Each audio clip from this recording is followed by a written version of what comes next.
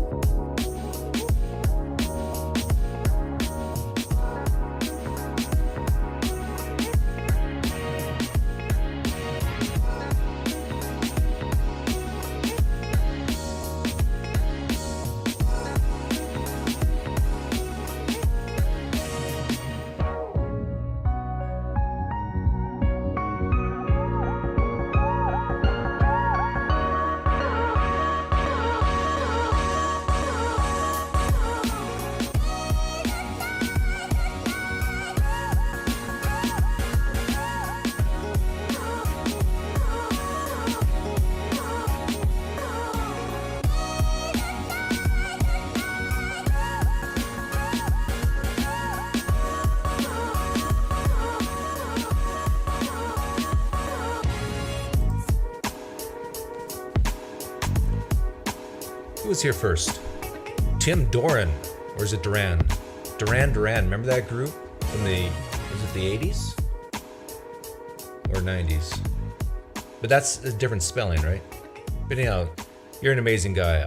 I want you by my side during the zombie apocalypse, because you'll know exactly, you don't even need maps. You could guide me to safe places in the hills of South Dakota.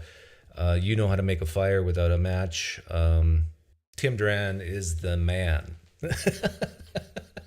That's kind of funny. What's that, Myron? You hate politics? Well, then you don't have to be here. Why don't you like politics? It makes you feel icky inside? Hey, I got a VHS. No, I got a beta tape in my bedroom with the movie Lassie. Why don't you go watch that instead? Yeah. Although I have to warn you, that can make you feel icky inside as well. But I think you'll like the Lassie movie. Yeah, go ahead. Okay, we'll see you later. Sometimes it's better just to pay Myron, his $5 an hour and tell him to be alone in the room. Maybe that's great advice for a big chunk of the population of the United States. We should pay them just to stay in their rooms. Oh, starting off out of the gate, harsh. Okay, I want to talk about risk-reward ratios, tips for success. Not my tips, but a very wise man has some tips. There's, I think, 5 of them. And I want to talk about the upcoming economic civil war and how to prepare for it. So yeah, if you're emotionally unstable, you probably should click off now. But I know most of you here are very strong people and brave. Risk-reward ratios for the vaccines. This will be fun. I'm going to do a lot of ifs, okay? Ifs, hypotheticals. They're very dangerous things, these hypotheticals. How big do I need to make this? Okay, let's say if it were true that 1 out of 800 people, if it were true that 1 out of 800 people have a bad reaction to a vaccine, to the COVID vaccine or the booster, that leads them to be hospitalized. Maybe like not going to emergency or whatever, but just, they have to go to the hospital for some reason because of an adverse reaction to the vaccine. Let's pretend, okay? We're in pretend world right now. And pretend world is safe. You can be cozy in pretend world. You don't have to worry in pretend world. Everything is fine in pretend world, okay? Let's say 1 out of 800 people get vaccinated, have an adverse effect and have to go to the hospital. Let's say now that, let's look at the good stuff. Actually, let's put, what's a good happy color? Green? Green's happy because it reminds me of the forest. Let's say 1 out of 1,000. So we vaccinated 1,000 people and 1 out of that 1,000 doesn't go to the hospital. Because I'm setting up risk-reward ratios. This is how it works. That's a good thing. So the risk, what color was that? I shouldn't have used blue. No, I lost it. Is that blue? So the risk is this one, and the reward is this one.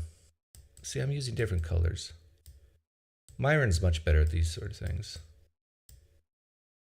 Okay, so by taking the vaccine, 1 out of 800 has a bad reaction. That's a risk. By 1,000 people being vaccinated, 1 person doesn't go to the hospital. It's a good thing. You got to vaccinate 1,000 people, and when you do, that will prevent 1 person from going to the hospital. Let's pretend these ratios are true and correct. And I don't know if they are. Honestly, I don't. But I've heard rumors. Now let's take a base case. I'm going to go black here. And by the way, if you want to call in sooner, you don't have to wait till the end. You just tag me. Let me know if you want to call in. No, don't swear at me, okay? Be nice. I'm very sensitive. Okay, let's pretend we're vaccinating 4,000 people. And why am I using 4,000? You'll see soon. Using these ratios here, we vaccinate 4,000 people. How many people are going to go to the hospital because of an adverse reaction to the vaccine? Bueller. Correct answer is 5. Because 1 out of 800 has a bad reaction, and there's 5 800s in 4,000. Okay, now let's say we vaccinate 4,000 people. How many people have we saved from going to the hospital? They're not going to the hospital. We saved them from going to the hospital. We vaccinate 4,000 people. Answer is 4.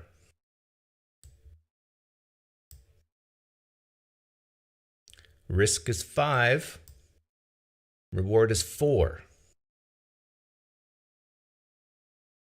Now, these risk-reward ratios change based on age and prior conditions and all that sort of thing. I'm just painting a broad brush here. So this is how risk-reward works.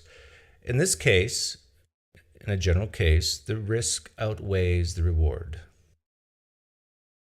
And maybe, you might not want to take the vaccine.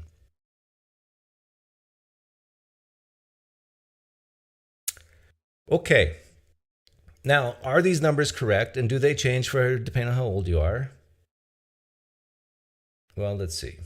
Let's see what some people have to say. And there's literature, and I'll put the links later as usual. But give me an hour at least. I usually take the dog for a walk after I'm done these things, because I'm all about health and wellness. Has anybody seen this guy before? Let's see what he has to say. I think he introduces himself, so I don't have to. My name is Dr. Joseph Raymond. I'm an emergency physician. That is so incredibly quiet. Can I put captions on Rumble? I very rarely use Rumble. And I don't think it makes a difference if I turn that up. Okay, you guys are going to have to listen very closely because I think it's very quiet. Hello, my name is Dr. Joseph Raymond. I'm an emergency physician based in Louisiana. In addition, I am a clinical scientist. I was the lead author of a peer-reviewed study that reanalyzed the original Pfizer and Moderna clinical trials for the messenger RNA COVID-19 vaccines. We found the vaccine increased serious adverse events at a rate of 1 in 800.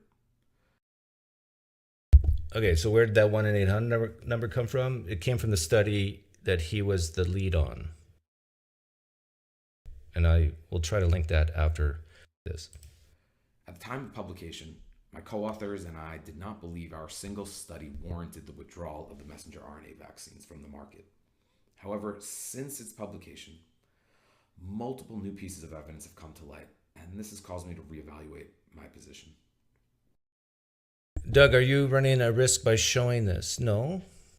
This is a free country. I'm an American now, Darkin. Didn't you know this? As an American, I have the right to offend people, scare people, give misinformation, Because it actually might be true. An article published in the BMJ regarding the FDA's own observational surveillance data found the messenger RNAs were associated with multiple of the exact same serious adverse events identified in our original study. But the FDA had failed to inform the public of these findings. In addition, now we have multiple autopsy studies that find essentially conclusive evidence that the vaccines are inducing sudden cardiac deaths, yet the rate of these vaccine-induced deaths remains unknown. This was published 1 month ago, by the way. While many nations that have been using the messenger RNA vaccines have experienced an increase in excess mortality, more people dying than should be expected from past years. And this correlates in time with the initial vaccine rollout and then with the subsequent booster campaigns. Nations with higher messenger RNA vaccine uptake have correlations with higher rates of excess mortality. While the cause of this excess mortality is not known, researchers analyzing this data were unable to identify any other reasonable cause of the excess death other than the vaccines. Given now the Omicron variant is less virulent and is able to evade much of the protection offered by the vaccines, this creates a situation where the benefits of the vaccine have been dramatically reduced for hospitalization and death. Together, this information calls into question if the vaccine's benefits are outweighing the harm. I believe, given the information, the messenger RNA vaccines need to be withdrawn from the market until new randomized controlled trials can clearly demonstrate the benefits of the vaccine outweigh the serious harm. Okay, so basically he's saying that the benefits do not outweigh the harm. Before Christmas, I think it was November. In fact, is Nathan, Digital Gnosis, are you here? I don't know if you're here or not, but I think I was talking to you and I think even Rob Rowe, and I made the same comment 4 months ago, I think, not exactly sure, that number one, I regret taking the vaccine, and I still do. Given what I know now, I would not have done it. If I could go back in time, I would not have taken it. And number two, I questioned the risk-reward ratio, and I think I even framed it in those terms. And then I also said, I think, I'm paraphrasing myself, I also said that the risk-reward ratio was probably in favor of taking the vaccine for really old people. And I hate to say this, but I think I was right based on the science. You know, I feel really good when I say that I just follow the science. It makes me feel this edge of superiority over the younglings, you know. It's just like... Okay, so this is from Asset Publishing Services, Government UK, Appendix 1. So we now know where the 1 in 800 number came from. It came from Pfizer, Moderna, and then studies on those studies. But now I want to show, I don't know how detailed I should get in this. The more detailed I get in, the more chance I'll make a mistake, right? So let's just keep it very simple.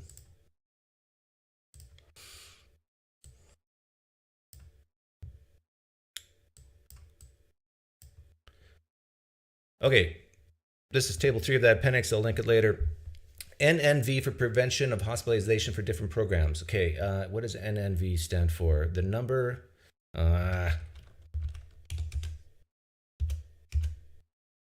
numbers needed to vaccinate. That's what it stands for. Numbers needed to vaccinate. Okay, let's go back to table 3. Make it smaller. Numbers needed to vaccinate. Don't forget that. I always forget that.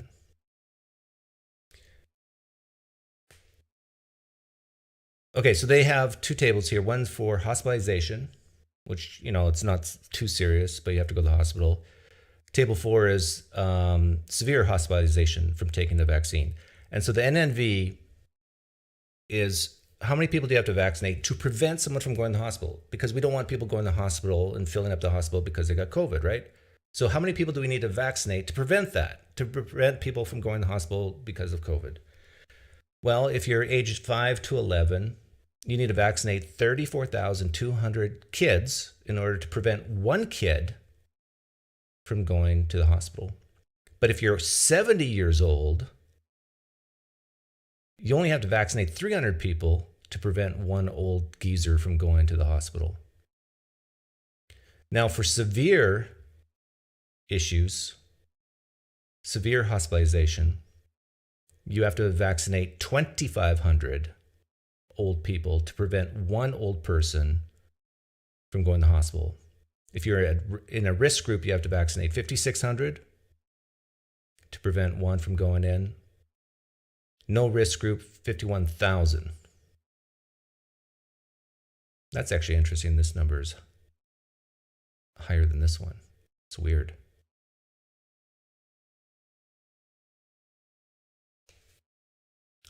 Now, you see where this is going, do you? You remember the number I used over here?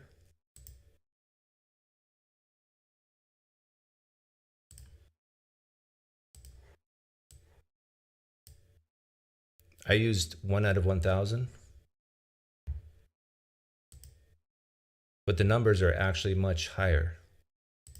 Well, except for here, it's 1 in 300. So the higher the numbers, the less your reward. You got to vaccinate even more people, which means you can have a higher probability of more adverse events. So basically what this is saying, if the 1 in 800 number is true for adverse effects, people, the risk reward ratio is not in your favor to take the vaccine unless you're over 70, over 50 to 59, and you're at risk. And for severe hospitalization, the risk reward ratio is not even there for 70-year-olds. Yeah. So I think a good rule of thumb would be, I would say you could even include the 60-year-olds. The risk reward benefit is in your favor if you're over 60.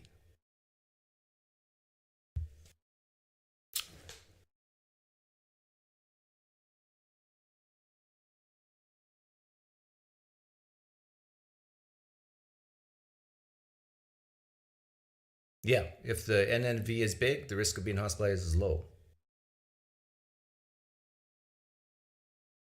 But the adverse condition, Stephen, is still the 1 in 800, because whether you're young or old. But that's a good point. I would love to see the risk of adverse effects by age as well, and I don't have that. Well, I'm sure it's there somewhere, and see how that changes with age. But the point is, in every age bracket, you could come up with this. And so I think it's very safe to say that the benefits outweigh the risks at any age, I think is foolish. I think is very foolish. And I think the science supports this. So if you want to follow the science, I predict actually that, and it's already happening, more and more people are taking notice of these things. Even the far left, feel sorry for type people who are very risk adverse are starting to kind of pull back a little bit on the vaccine and maybe taking a wait and see approach. More and more people are hesitant to take the boosters, I think, and I predict over the next year that will continue. More and more people are becoming laissez-faire about COVID at all. Like, oh, you got COVID? Big deal.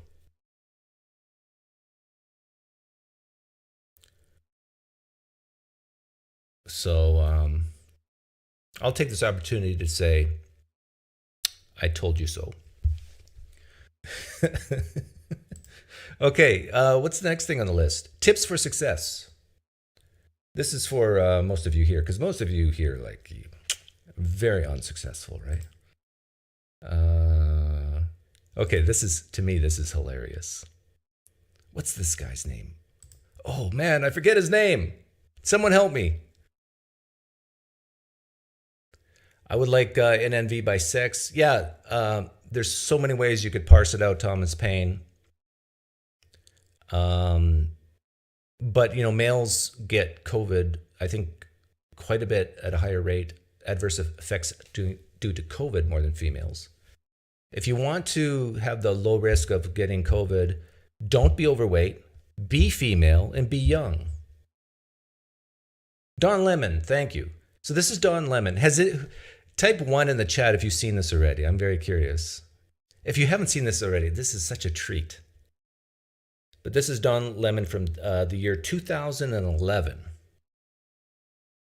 Yes, and Dave Robinson, you are correct. There's now we follow the science.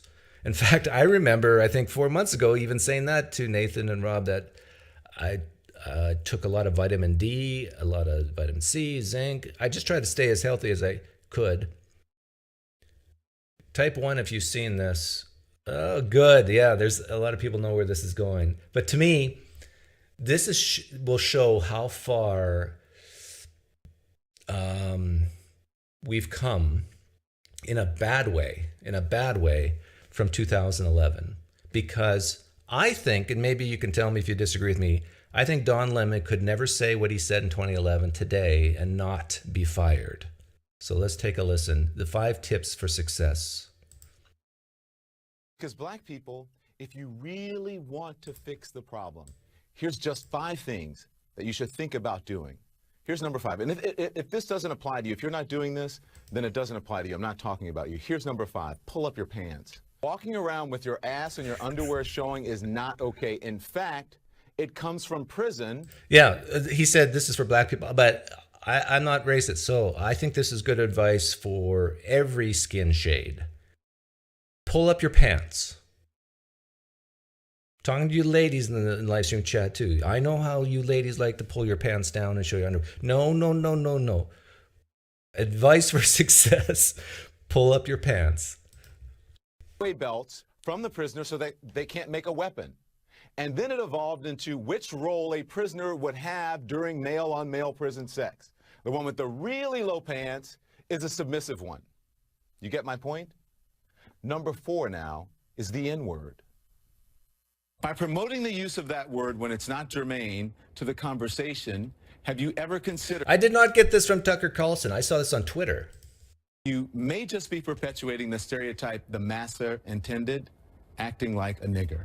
Now, number 3, respect where you live. Start small by not dropping trash, littering in your own communities. I've lived in several predominantly white neighborhoods in my life. I rarely, if ever, witness people littering. I live in Harlem now. It's an historically black neighborhood. Every single day I see adults and children dropping their trash on the ground when a garbage can is just feet away. Oh, can you imagine if he said this today? I could be wrong, but I think he'd be fired on the spot. To say white neighborhoods, they don't throw trash out on the streets, but you black people in Harlem do. I don't think he could say that today. Just being honest here. Number 2, finish school. You want to break the cycle of poverty? Stop telling kids they're acting white because they go to school or they speak proper English. Everything he's saying so far, pull up your pants, don't litter, stay in school. Man, that seems like taking personal responsibility for your own life and not looking to society to, help you. It's like Don Lemon from 2011 sounds like Pine Creek in 2023. A high school dropout makes on average $19,000 a year. A high school graduate makes $28,000 a year. A college graduate makes $51,000 a year. Over the course of a career, a college grad will make nearly $1 million more than a high school graduate. That's a lot of money. And number 1, and probably the most important, just because you can have a baby, it doesn't mean you should. Oh, where have you heard that before? having a baby is way more important than having a home and a house and buying your own house. I mean, you got to have 20% down. You got to have proof of income. You got to have a good credit scores. I mean, and yet you want to have a baby? Especially without planning for one or getting married first. More than 72% of children in the African American community are born out of wedlock. That means absent fathers. And the studies show that lack of a male role model is an express train right to prison. Lack of a male role model is express train to prison. Ooh, I wonder if you would take it one step further and say people who raise children should be one mother, one father, if you would take it one step further.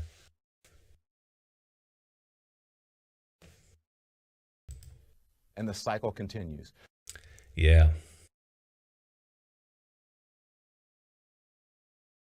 Respect yourself, respect your community, your environment. Don't litter. Respect yourself.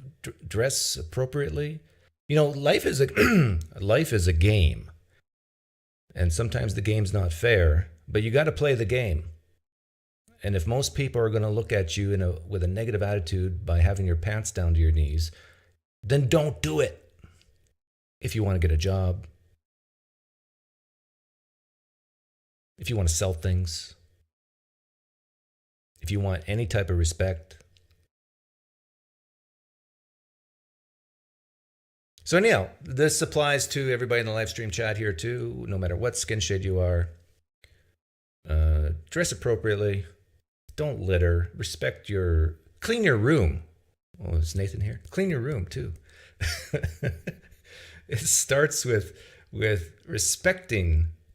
What was the third thing? Pick up trash. Oh yeah, stay in school, get an education. Now I think this is changing a bit. Like back in my day, I'm in my early 50s. This was definitely true. Nowadays, it depends. You really got to be selective with the degree you get, because you might waste many tuition dollars to get a degree that is meaningless. I'm not going to name any degree programs that are most likely to give you $0 return arts. But yeah, you just got to be careful. You're better off going to vocational school, learning a trade. And here's my other piece of advice. It's okay to be unhappy. It's okay to be a little bit unhappy with the job and career that you've chosen, as long as you know that you can work a decade or two, save up cash, and then start. Once you have cash in the bank, then you can start looking for jobs that you enjoy more. And if you don't get them, well, you still got that stable career that you got skills to fall back on, even if you don't have an education. And then by the time you get to my age, you can really do the things you want to do. Like golf 31 holes on a Monday afternoon. So, tips for success. Economic civil war. This I also found on Twitter. This guy, I think, is a little bit cuckoo. What's his name? Keith Olbermann? Is that his name? Just look at him. He looks crazy, right? Doug, that's so vain. You shouldn't go by looks. I know.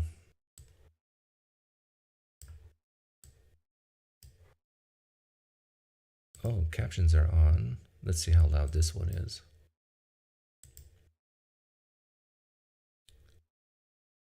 The mass shootings. It is owned by guns, and therefore there is only one way to stop the mass shootings. It is to suffocate the businesses that make billions of dollars in profits off guns. Yeah, one thing, guys like him, billions, the word billions and profits, he's okay with billions of dollars of losses for big corporations, but I think guys like him You put profit and billions next to each other. I mean, it's just horrible. Just horrible. Terrible, terrible. To destroy the gun lobby, the death lobby, and the... No, I don't listen to Tucker Carlson. Like, I've probably in the last calendar 2023, I don't think I've turned on his episode once. Republican Party that defends those lobbies and those businesses. And the only way to do that is an economic civil war. The blue states have all the money. They must... The blue states have all the money? Is that true? Is that a true claim? Of course it's not. Not all the money. Of course not. What he means to say is they make most of the money, I think is what he's trying to say. Well, this is, it's a little weird and difficult to actually say whether that's true or not. Now, you can say things like blue states on average have higher GDP, or not GDP, GNP, GSP, MOUSE. The state economy, like California is like the country of Canada. It's bigger than most countries in Europe, I think.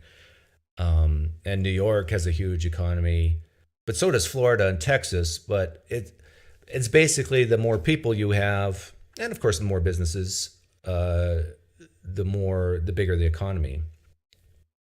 But how do you actually figure out if these states have more money or are richer or better off?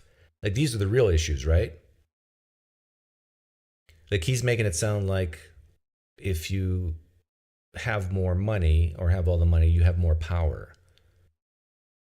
Well, what if I told you I had $1 billion, but I have $2 billion in debt?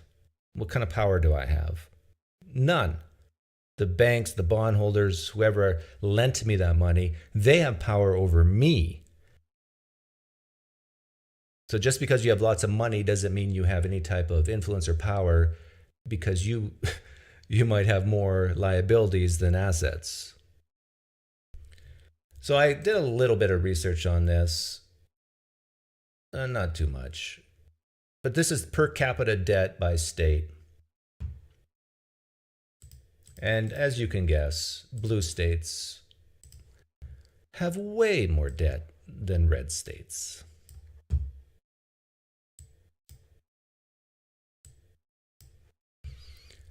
The top indebted per capita states: Massachusetts, I think that's a blue state. Connecticut, I think that's a blue state. Rhode Island, blue. Alaska, blue, right? New Jersey, blue. New York, blue. Hawaii, blue. New Hampshire, blue. Vermont, blue. Illinois, blue.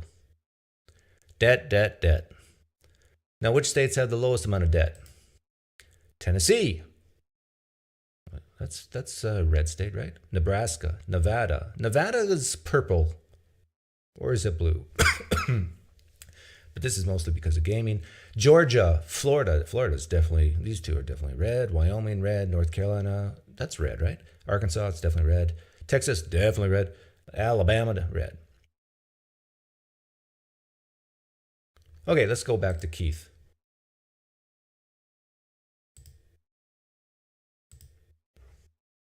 Starve the red states into submission. Starve.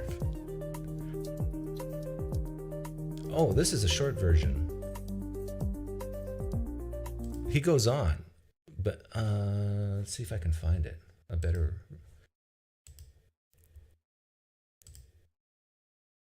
Starve the red states into submission. It would be an interesting experiment to actually, like how Trump wanted a wall between the United States and Mexico. If there were actual walls between blue states and red states, and they couldn't trade with each other, they couldn't, they have to be independent from red states, and red states have to be independent from blue states. To me, it would be like a survivor experiment, you know, that survivor game. My intuitions would say that you take at random 1,000 conservatives, put them on strand them on an island, and take 1,000 liberals and strand them on a deserted island. Who is more likely to survive? I think the conservatives, the red state people. I could be wrong about that, but I just imagine, I mean, where's Jesus to clean up this mess? I mean, that's what a liberal would say. I mean, we pay people for this.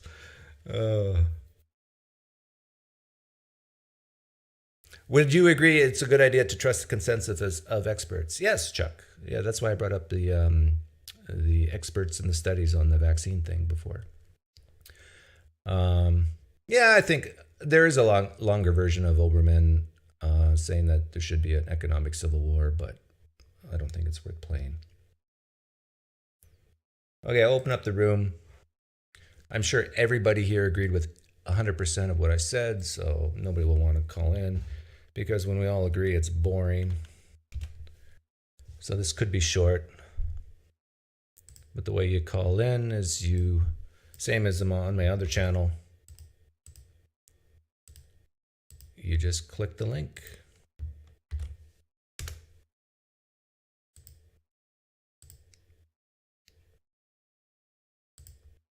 Yeah, in Canada, Quebec almost became its own country.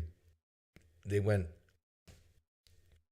to do sort of what Keith Olbermann is suggesting. He's suggesting an economic civil war by cutting off the red states. But Quebec wanted to cut off all of Canada. I think it was 1992. But they wanted to keep their pensions. They want the rest of Canada to absolve their provincial debt. I mean, it was bad. But it was a national referendum and they lost.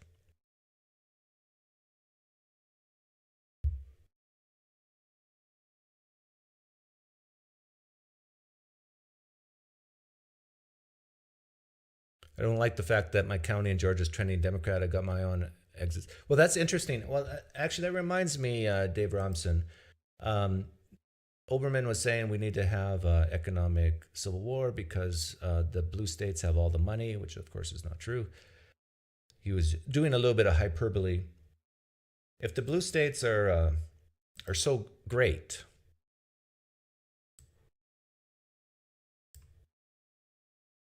let me do that again. If the blue states are so great, like people like money, right? Money means options, opportunities. Explain explain this. Why do people want to go to Florida, red state, Texas? This is net domestic migration, April 1st to July 1st, 2021. People well, Arizona's a purple state, maybe bluish, but that's because, Arizona's a great place to live for weather. Yeah, and the same with Nevada, but they don't have any state income tax. People want to go here, it looks like, and people want to leave California. They want to leave New York. They want to leave these places Keith Olbermann says has all the money and has good influence and power to cause these economic sanctions against the red states. Why is this? Can't all be weather. Like, I understand Florida's pretty good weather, but California has great weather because these states tend to be highly taxed. They tend to be a little more crazy. So if you are a nice married couple, mom and dad and 2 kids, and you don't want to live in San Francisco and see schlongs hanging out everywhere. You don't want to see people living on the streets. All right. You want to see neighbors bringing pies to your other neighbors? Apple pie. Yeah, housing costs in these states are horrendous.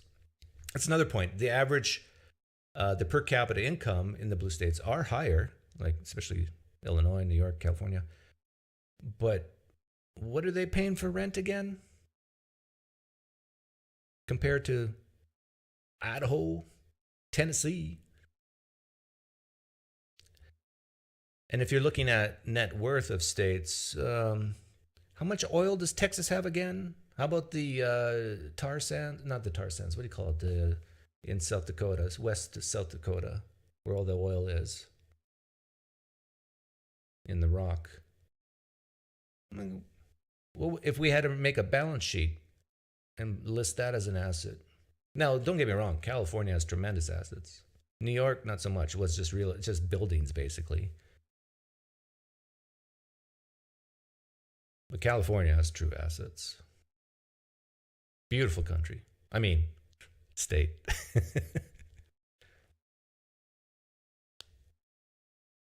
But yeah, people seem to want to leave blue states and go to red states. That's just science. Got to follow the data where it leads. Arizona is beautiful. Best sunsets. If my only options were Florida, California, I'd stay here in Cali. Why is that, Stacy? Because of the humidity? Florida does have bad humidity. It's like it's basically a swamp in the south, right?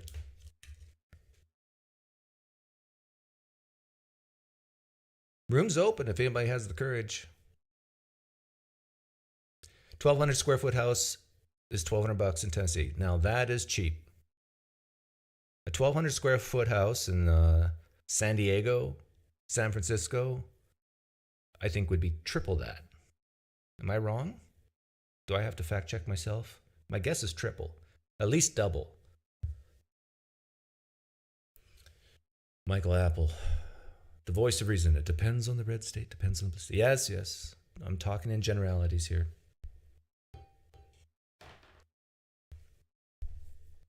In general, good people want to live in good areas. That's just the way it works. 2,600 to 3,000 for San Diego.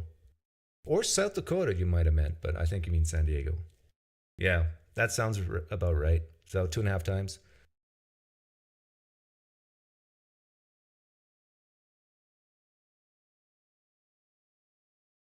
But the problem with this is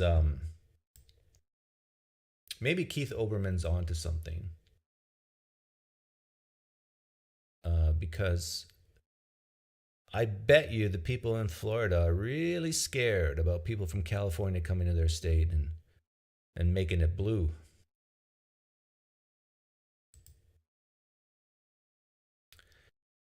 Can you call in via cell? No, you can't.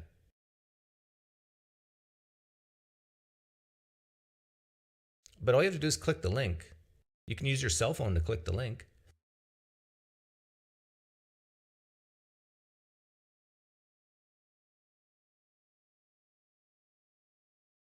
I don't want to call in, but I want you to look at what the CDC says about the rates of adverse events.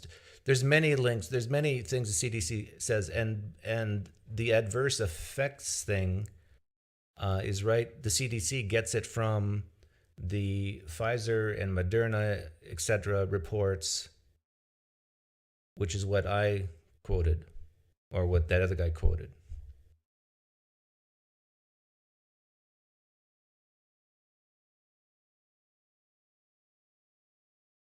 I'm a liberal and I don't want to talk to you. I love that, Chuck.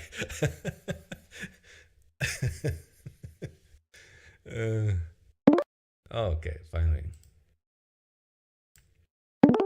Oh, it's Dave. But Dave agrees with me on everything I say here, right? I don't want to talk to you. Sure. Okay. Just one thing is about the national divorce.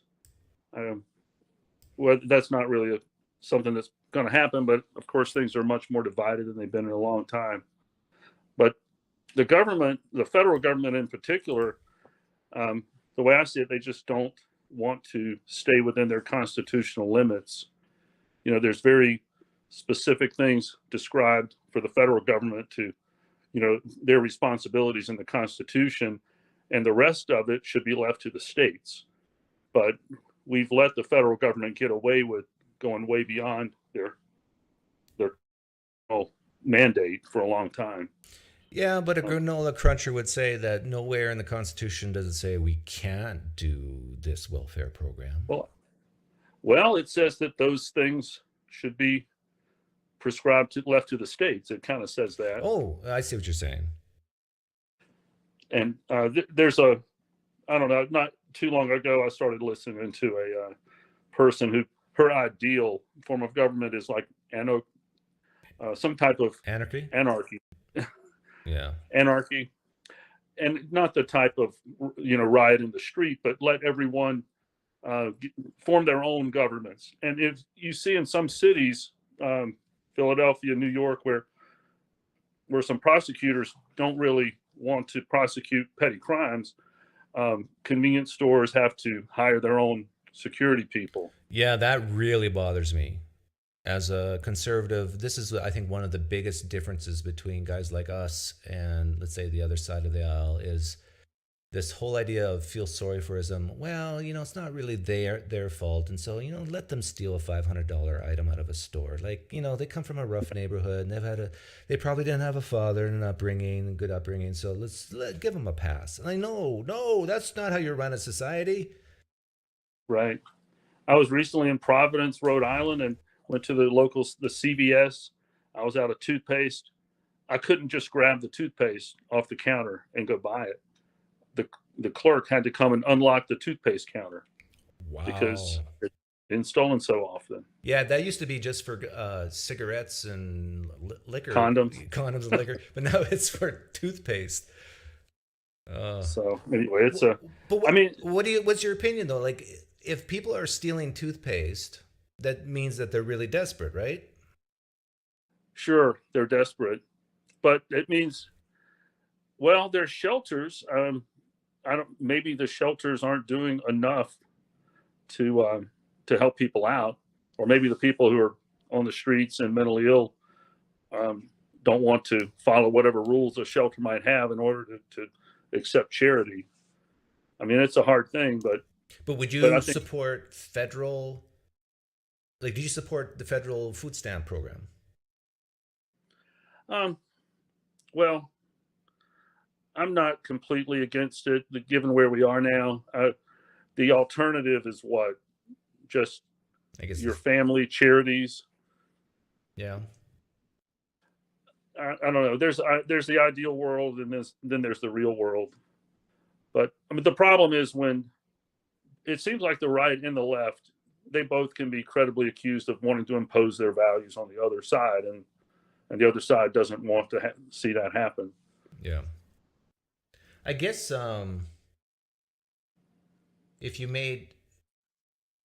got rid of food stamps, I'm just thinking out loud here, do you think charities would step it up and fill that void? I think they probably would. I think at least for a time, and then eventually people who are hungry will start working more. Maybe. Yeah. Well, I think for a lot of people on the left, saying the phrase "you don't work, you don't eat" is horrific to them. Yeah. Whereas I think for guys like you and me, it would say, well, yeah, it can be abused, but it's a good principle to have in your mind. Like, you ought to want to work for your food. Well, there's a lot of policies that have unintended consequences because certain people, I don't know if it's just the left, they want to set a minimum wage much higher. The higher that minimum wage is, the less likely, a restaurant is going to want to hire more people at a lower wage. Yeah. And so maybe there's less jobs. And then but that also feeds into the inflation, which makes products higher, prices higher. Well, yeah, raising the minimum wage to a really high level is basically just another form of welfare. Except that certain companies are going to hire less people. So yeah, it's very there comes a break point where, like for McDonald's, paying an employee $15-20 an hour, at a certain point it's cheaper to have a robot. And now we have a person with no job because they replaced the robot, and now they have to get welfare if they basically have no other skills. So yeah, it's a tough. It's an interesting cycle. Yeah. But what do you think? I know you're a Christian, right? Yeah, but I mean, I think you've raised a lot of interesting doubts that What? I agree with some of your. Have I turned you to the dark side? Well, not completely. Okay, that's good. I don't want to be responsible for completely, convincing you or whatever. But what was I going to ask? The shroud is helping me hold on, for one. You're not serious, are you? Well, I think you are biased on the shroud. Well, to me, it's like when I start hearing people, and like really hear me out on this, when I start hearing people say what explains the shroud is Jesus' body gave off neutrinos or whatever to make that imprint, I kind of go, well, come on. Right. But I guess the scientists say that the image is consistent with something like that, like a instantaneous flash. They've had a hard time explaining it any other way. There was a reason I asked you if you were still a Christian, but now I forget what it is, and it has to do with more of the political stuff. But oh well. Okay. Well, was there anything else you wanted to say? No, I'll tell you what, since you bring up religion quickly in politics, I think that a church, though, that is living, if a church is really a believing church, they probably would be more involved in politics, because it affects so much of everyday life. Yeah, but you got to be careful. You got to have separation of church and state, right? It's in the Constitution. Not in those words. It says the government cannot set up a state church. Right. It doesn't mean that the church can't be or the church or people in the church can't use their values to, in their everyday life. I think that's a big difference. Well, I remember when I was a Christian, I felt really icky when the pastor got up there and started talking politics. Like I wanted to walk out. Well, yeah. In today's day and age, that's bad to do if you're right wing, but it's okay if you're left wing. They do it all the time. Well, I have not been in too many left wing churches. Actually, the Mennonite church here in Arizona is all liberals, like the epitome of feel sorry forism. I mean, when my wife and I walked in there, my wife is black. It's like you could just tell. Oh, we're so glad to have you here. Oh, hi, Doug. I mean, it's like, yeah, you're black and you're so welcome here. I mean, it's so repulsive. Well, it's a diverse country. Yeah, there's a lot of Christian churches treat that in a lot of different ways. So anyway. Okay, well, thanks for hopping on, Dave. Okay, take care. Bye-bye.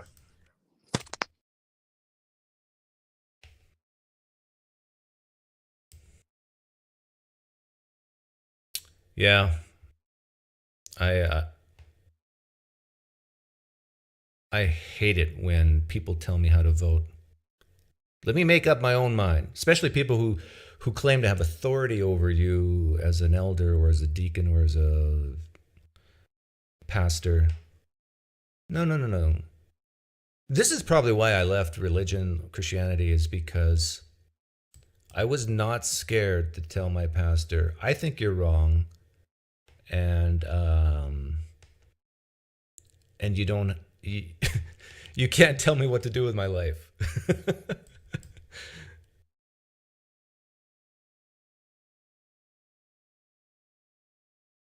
We need to illuminate our current welfare system, which encourages people to not work. UBI would encourage work while also helping 18-year-olds. How would universal basic income encourage people to work?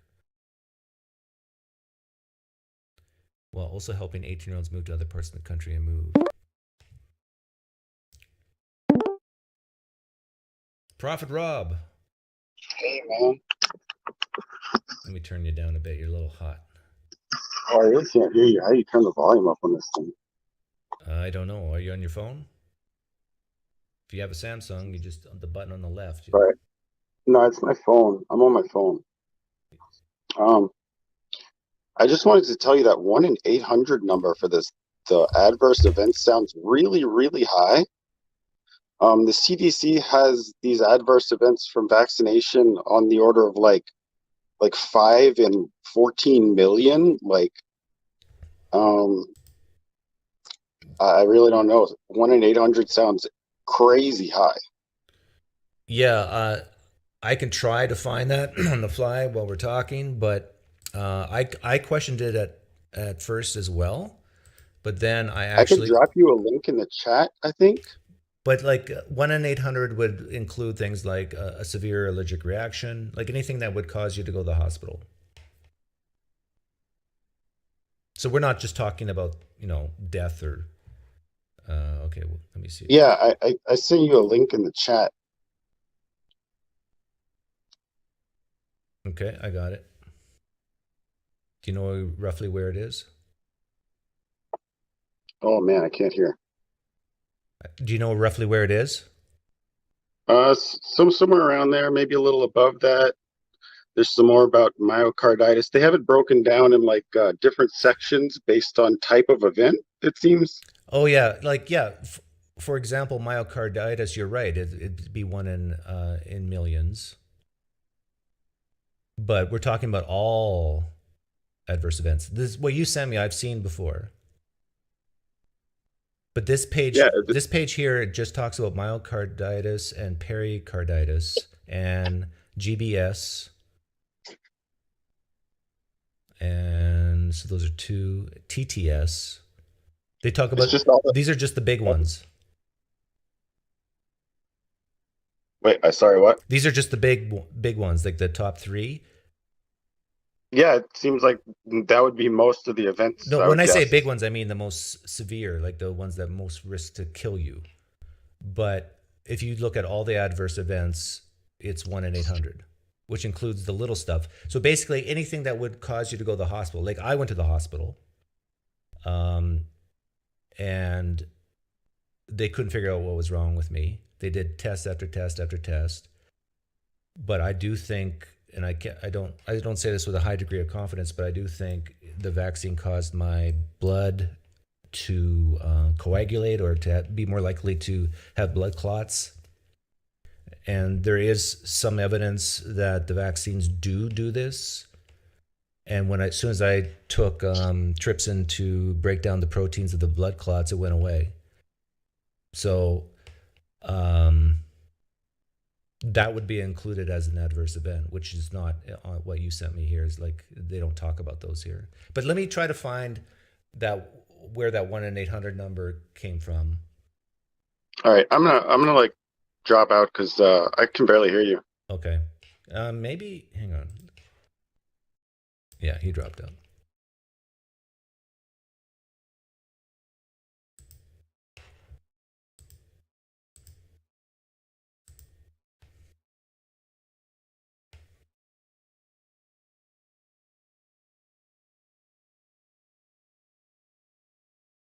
Chuck Neisman, there is evidence out there, if you follow the science, which you should, that the vaccines do cause blood clots.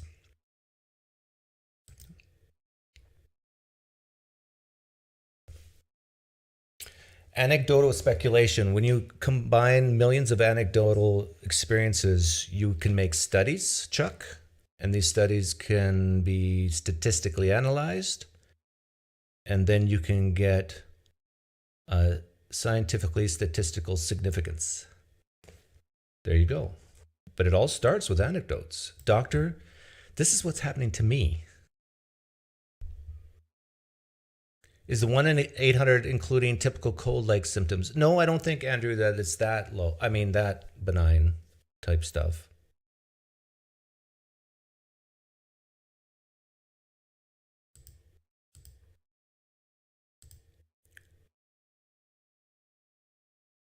But I guess what I should do is, instead of wasting time trying to find it, and I can do that, it is best for the people out here who are skeptical of the 1 in 800, stay skeptical about that. But then let me ask you this. If it were true that 1 in 800 have an adverse effect from the vaccine, if that claim were true, would that change your mind about the vaccines? Yes or no? Lean yes or lean no? And if you say yes, now you have a clear-cut marker that can be falsified. It's false, though. You're pretty... Chuck Neisman, on a scale of 1 to 100, how confident are you that that 1 in 800 is false? Are you 100% confident? 90? 80? Someone else asked me a question here. Are you vaccinated? Yes, I am. Remember, if you came late, I said I regretted getting vaccinated. I'm not boosted, though.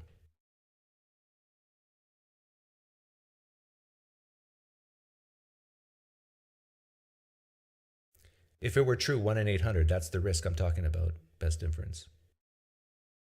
What's the alternative? The alternative is not getting vaccinated and hope not to die from COVID. The thing is, if those numbers are right that I posted here on my whiteboard, the risk of you dying from COVID, if you're under 40, definitely under 30, is near zero. Like, it's above zero, but I mean, you don't need to worry. And I know for people who lean left, you love to worry about the world's coming to an end. That's part of your DNA makeup. But the vaccine is definitely, well, I think the vaccine is worthwhile on a risk-reward basis for people above 70.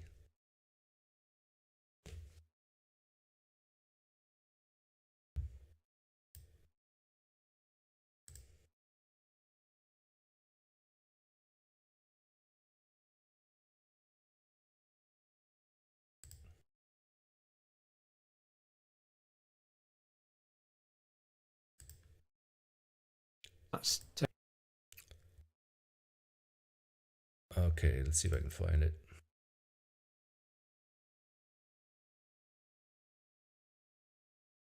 ncbi.nlm.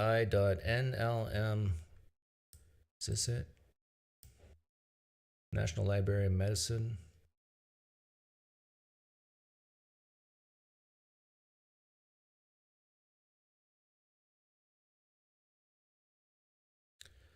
Pfizer Moderna vaccines were associated with an excess risk of serious adverse events of special interest of 10.1 to 15.1 per 10,000.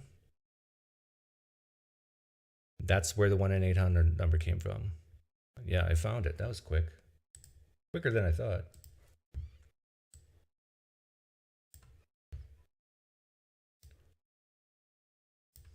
Okay.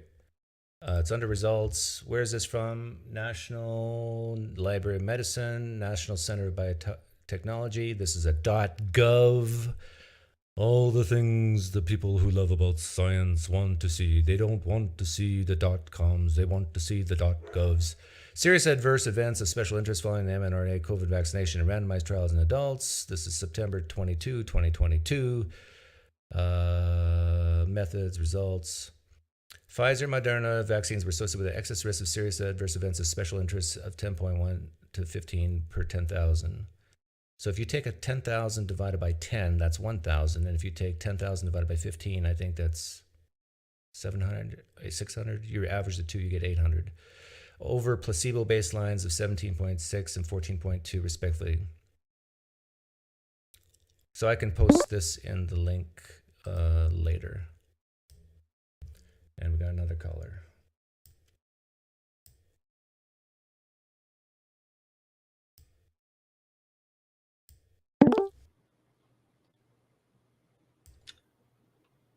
Hi, Chuck.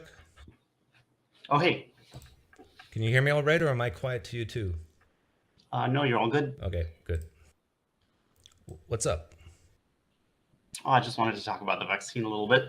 Okay, did you hear what I just said about? What was it? Repeat it for me. Before you came in, someone wanted to know where the 1 in 800 number came from, and I showed that study.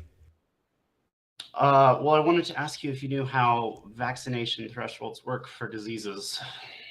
No, not probably as good as you. Do you want to teach me?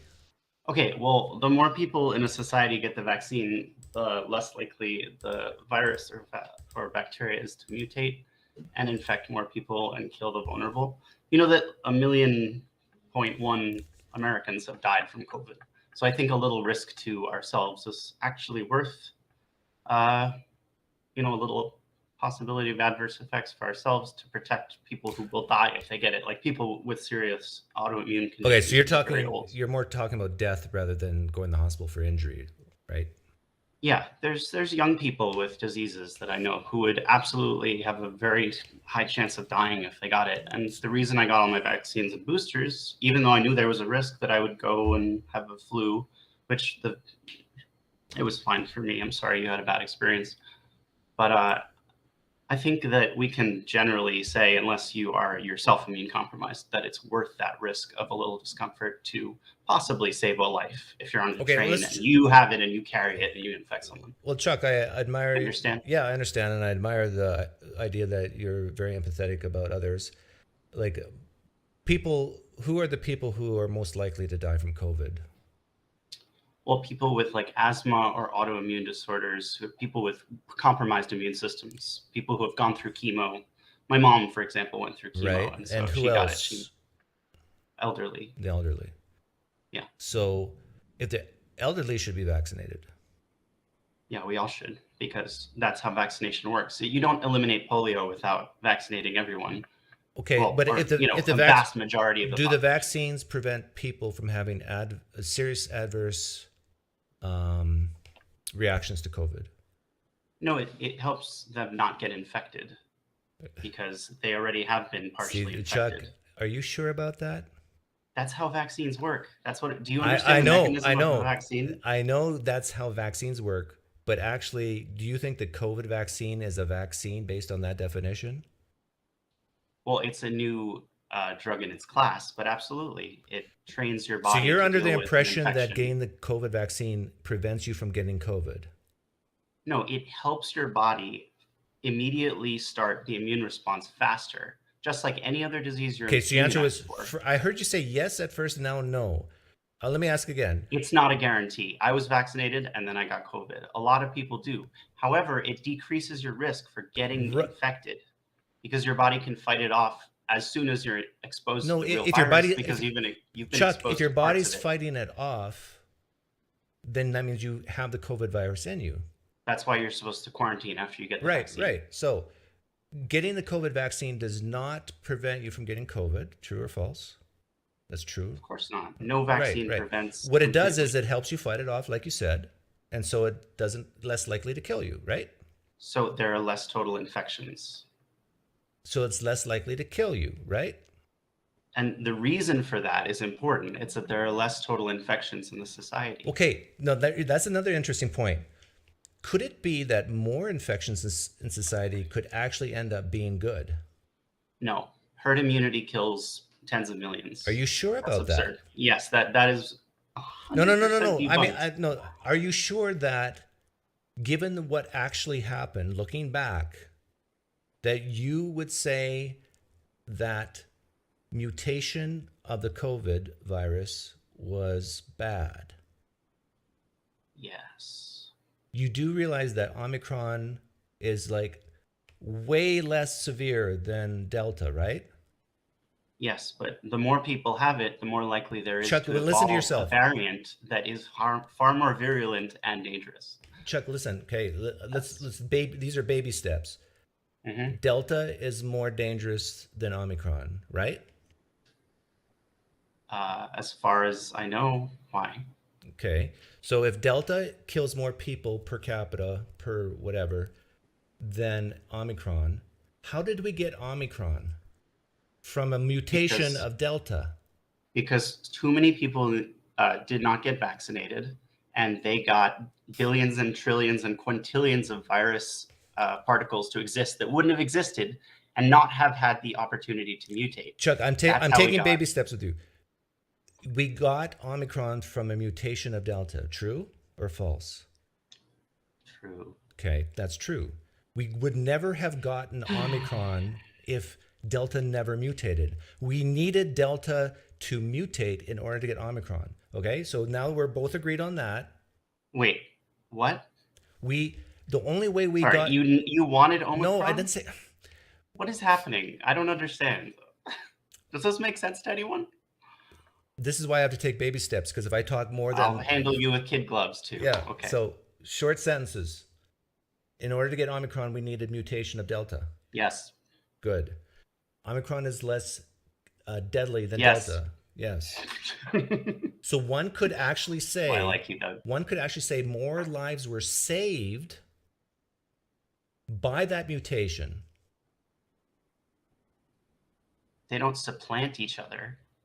Actually, they They're do. Both, they both exist. Well, Delta is basically non-existent in the United States. It's just Omicron. Because the vaccines were designed for that variant, and now we have new variants they're not designed for. Vaccine design takes a long time. Because it mutated. You yourself said people weren't getting vaccinated, and so then it mutated. The Delta mutated. That's evolution. We wouldn't have had it in the first place to kill a smaller number of people if we had had fewer virus See how you're particles created avoiding by fewer. you're avoiding the issue here. Wait. What am I avoiding? I'm not seeing what you're saying. I'm saying that by Delta mutating, it could have saved lives by having it mutated. It did save lives by having it mutate. Why? Because Omicron is less dangerous, less deadly than Delta. The mutation ended up being a good thing. You think it replaced it, and it where the Delta. Yes, it replaced it because it mutated from it. It split. Delta still exists. Yeah, but a very small percentage compared to Omicron. You know why? Do you understand why? It's because Omicron is a variant that our bodies have not been vaccinated against. So large numbers of people have been vaccinated against a virus that is exactly what are you talking about? or very close to Delta. And now it's mutated into a less dangerous form. Aren't all the boosters targeted for Omicron right now?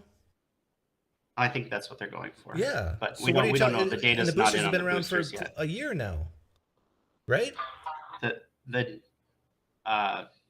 I'm not sure, but stating that Omicron saved lives, you sound like a crazy person, but no.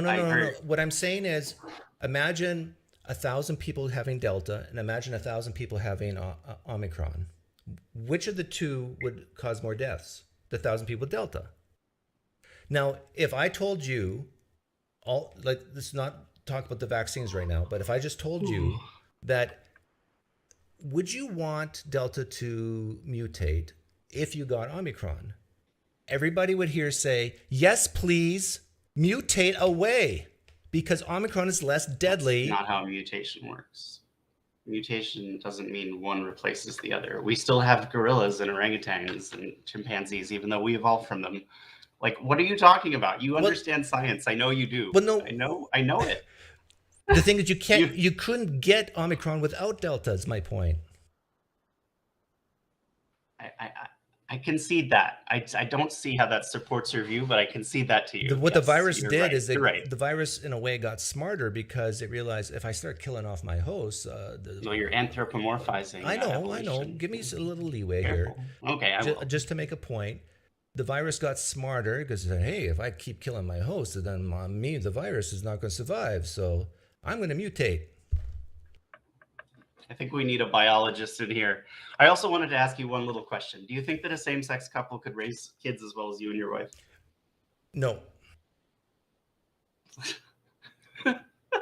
Why? Can I ask you a question, then I'll answer why, and then you can answer why. Okay, yeah. Okay. I'll answer, then you answer why. Do you think? Holy shit. Do you think a corporation should be 100% men, or is it better for board members, or do you think a corporation should have 50% women, 50% men board members? This is a trap question.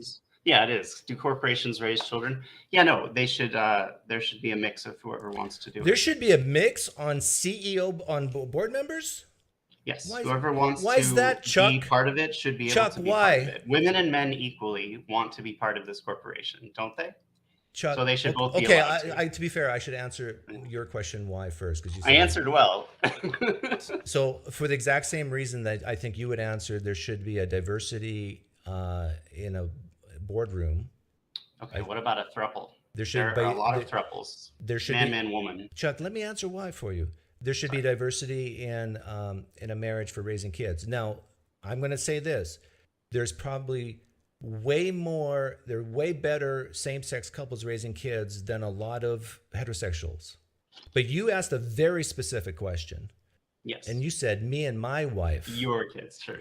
Compared to the average. And I'm a great father, and my wife is an amazing mother, and I find it very hard to believe that two gay guys or two lesbians could do better than us.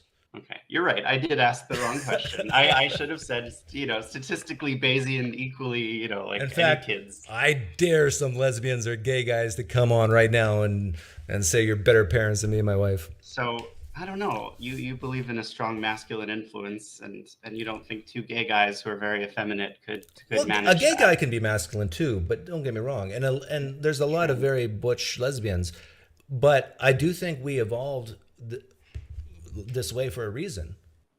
Yeah, in groups of 200 to raise children collectively. Why aren't we doing that? True. Why aren't we doing that? We have this tradition of marriage because tradition. That's a good point, and I don't deny that point. I do think it does take a village in a sense, but the buck stops at the first, the parents first, and then family, then community, then government. Government's the last on the rung. Sure. There. Hey, we agree. No, I don't agree. I was just saying sure because I wanted to wrap it up. You should wrap it up. We're just having fun. You should trust the expert consensus on climate change. You should trust the expert consensus on vaccine risks. I know you love science, and I know there's a liberal in you somewhere. So there's still good in him. So we've gone from vaccines to parenting to climate change. There's a lot of shit to get through. Anyway, I'll leave you. With climate change, I'll just briefly say I do believe the Earth is warming. I do think that CO2 is a greenhouse gas that causes warming. I do think we're producing a lot of CO2 in the environment. I grant all of that based on the science. But what I don't grant is that we know with a high level of certainty that we cannot react to prevent really bad outcomes in society. And I really disagree. I appreciate you saying that. And I really disagree with the idea that so many people, and I guess people like you, say the solution is wealth transfer and socialism, and I think what the real issue for many climate change people is really a political one, so they can get free checks in the mail or a debit card. Funny. Well, I did actually want to say something meaningful because I have been a lifelong atheist. I never had to deal with religion. And you taught me that you just showed me somebody who can argue on their ground. And it's so fun to watch that because I have no idea what Bible verses or what. And just watching you take people down that way is fun. But keep an open. Wait a minute. Be honest with me. Are you one of the guys I blocked? Are you the guy with a nose strip? How would you know? You are. I'm a nice man. You are, aren't you? I am. Yeah. Do you know why I blocked you? Yeah, I do. I misbehaved. So you agree it was a legitimate good block? Not at first, but after that, yeah, sure. Okay. I apologize. I wanted to. If you promise to stop, and thank you. If you promise to stop spamming with stuff that's totally relevant to videos, legit, yes, I will unblock you.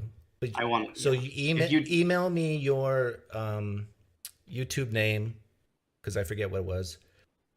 And my email's in the about tab of my religion channel. And right. I enjoy your shows. And I'll email you. Okay. All right. Peace and love. Bye. Peace and love.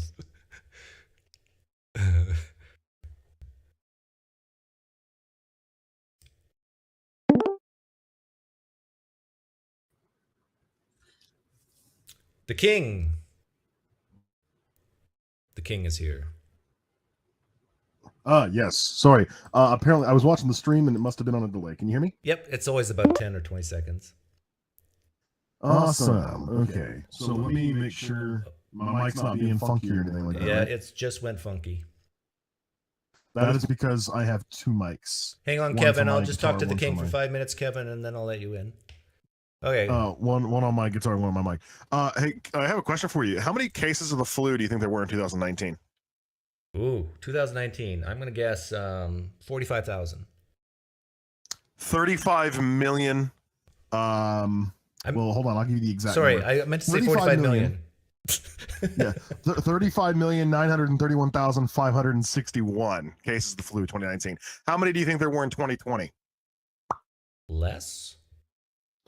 About 5,000, give or take a couple hundred. Yeah. Where the fuck did the flu go, Doug? Where did it go? Well, I say Delta fought the flu for us. Yeah, no. What's funny is when I mean, if you want any evidence that the government is perfectly willing and, if not eager, to lie to you about, health concerns in the public, just look at the East Palestine, Ohio catastrophe. I mean, this is probably one of the greatest ecological disasters of the last century, and it will have long-lasting effects for probably the next few decades. I mean, we're literally seeing swaths of dead fish in rivers, acid rain stretching from New York all the way to southern Tennessee. This is a catastrophe beyond expression. I mean, there's this giant black cloud over East Palestine. Looks like the gates of hell have been opened, and they're trying to tell us all everything's fine, but they won't drink the water. These people will lie to you. They hate you. They're evil. They're malicious. They don't care. When you say these people, control. you're talking about the state government or what? The government. Yeah, the government. I'm always befuddled by these people, these leftists who think that the government isn't lying to them. These are also the same people that think the government is a racist, fascist dictatorship that wants to oppress minorities and black people. I do think that no matter what side of the aisle you're on, people at least think that the government's not 100% trustworthy. Like, I think everybody agrees with that. Don't you? No. I mean, listen to the guy that you were just talking to, right? On a matter of a public health pandemic that he said killed 1.1 million people. Okay, yeah, fatness kills that amount of people every fucking year, and we have this whole fat is beautiful movement, right? Obesity kills around 1 million people a year, or at least tertiarily kills 1 million people a year. Yeah. Diabetes, heart disease, stuff like that. And we're told that healthy at any size, right? Bullshit. Right? You weigh 400 fucking pounds. Stop shoving cheeseburgers down your throat. Yeah, it's insanity, right? So these people, they don't. That's a great. Most of them are atheists or secularists that take the state and they make the state their god because they need to fill that vacuum in their pathetic lives. Yeah, obesity is a great example of some people on the left not following the science, and it's because of feel sorry forism. They value this idea of not hurting people's feelings over the science in that example. But I do think encouraging people, rewarding people, and also shaming people for being fat is good. Of course, yeah. No, I used to be a fat person, and then I was shamed for it, and then I lost 76 pounds. So shaming works. Yeah, no. Now I've also been shamed into quitting smoking. I'm 22 days without a cigarette. Oh, good for you. Are you doing this? Yeah. Are you doing the nicotine gum? No, I'm eating a lot of dum-dums. I've probably gained about 6 pounds in the last month just eating dum-dums. Yeah, you got to be careful. You don't want to substitute. You're better off dying from cigarettes than obesity because you'll die quicker. Or maybe not. Who knows? Yeah, well, I don't know. But I mean, even when I was smoking, I could still run an uninterrupted mile in about 7 minutes. So most people can't even do that, which is pathetic. How many cigarettes would you smoke a day? About maybe. Well, when I was younger, I'd probably smoke 2 packs a day. But in the last 2 years or so, I'll probably smoke half a pack a day, maybe a pack a day. I didn't really smoke all that often because I had other things that, to keep my mind occupied. Usually I only smoke when I'm not doing something, when I'm idle and I got to do something. Yeah. That's when I smoke. But I've been doing a lot recently. So, that hasn't been a big concern. But yeah, I haven't smoked in almost a month now. And we're getting close to the 1 month mark. Well, good for you. Next week will be the 1 month mark. And I'm really proud of myself for that. Yeah, good for you. But I wanted to just point out that this marriage to the government as the sole authority and the truth to listen to is just flabbergasting to me, right? Like most of the liberal opinions on socioeconomics stem from some sort of belief that there's this racist, malicious hierarchy in the government, that deliberately wants to oppress black people and minorities or other minorities anyways. but at the same time, they're the gospel truth when it comes to like health concerns for the public. Right. Let's see how many people like die from a wide variety of carcinogens in the next 10 years from Palestine or East Palestine, Ohio. Not to mention that entire region that just got chemically nuked is the region that grows most of the food in the United States. So prepare for enormous food shortages in the next 5 years because of the horrifying contamination that these people have received. Don't worry, Canada will pull up the slack. I'm sure they will. I'm sure they'll come to rescue us, disgusting Southerners. Anyhow, thanks for coming on, King. I got Kevin waiting here. You got to have me on because I make you look good, right? Well, I'm looking at your abs right now, so you make me look bad right now. Oh, yeah. My abs aren't that good yet. I'm getting there, though. Actually, let me show a picture in case people don't know. Where are you? Oh, there you are. Yeah. Okay, take care. Deuces.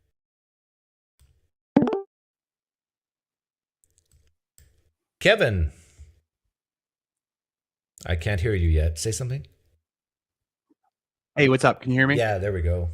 Perfect. Sorry, just on the delay. I'm going to go ahead and pause the stream. Good choice. So I wanted to tell you that I'm gonna say some stuff that's gonna make me sound like a blue armpit haired liberal. And then I'm gonna walk it back. So give me a Okay. second. So I work in big pharma. I worked for the company that manufactured the Pfizer vaccine at the time of the Pfizer vaccine's manufacturing. So that company is not Pfizer. Pfizer didn't manufacture their own vaccine. They outsourced their manufacturing to a CDMO, a contract development and manufacturing organization. And that's who you work for? Correct. Okay. Yep. So that company's name was Catalent Pharma. So I worked for Catalent from 2018 to 2021. So I worked for Catalent through the height of the pandemic. And it was in December of 2021. I switched jobs. I work for a different big pharma company now. But my point is that I have always worked for big pharma. I worked for the company that made the vaccine like during the height of the pandemic. So where's my blue armpit hair? You know? Well, let me tell you, I am mostly conservative. Maybe left of you, but doesn't matter. Whatever. Yeah. I grew up in New Jersey and I moved and I live now in Kentucky. So that should tell you, you know, and I moved here for a reason, right? So I'm not that liberal. That's okay. I love liberals. You don't, you know. Yeah, I know you do. I know you do. But all that being said, I feel liberally when I start talking vaccines.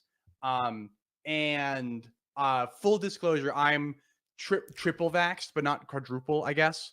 Okay. Because I wound up getting, you know, I got COVID after getting the third vaccine, which made me so mad. But overall, I'm pro vaccine. And when people ask me, they're like, "Oh, Kevin, you work in pharma. Should I get the vaccine?" I generally say, "Yeah, I think it's worth it." And the reason I say it's worth it is because I've looked at the phase 1 safety data, and the phase 1 safety data is insane. It's spotless. It's so good.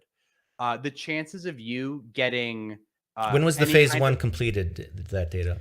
Back in like 2020. Yeah, like this phase 1 data is old. But you understand why I asked that question, right? No. Because when I ask when was that, you said the phase 1 data is great, and then I asked when was that completed back then. Now we have way more data to look at. Yeah, but the like there's meta-analyses of different phase 1 studies because each vaccine has a different study, and every time they alter the vaccine, there's a new safety data. There's a new phase 1 trial for every single like iteration of a vaccine.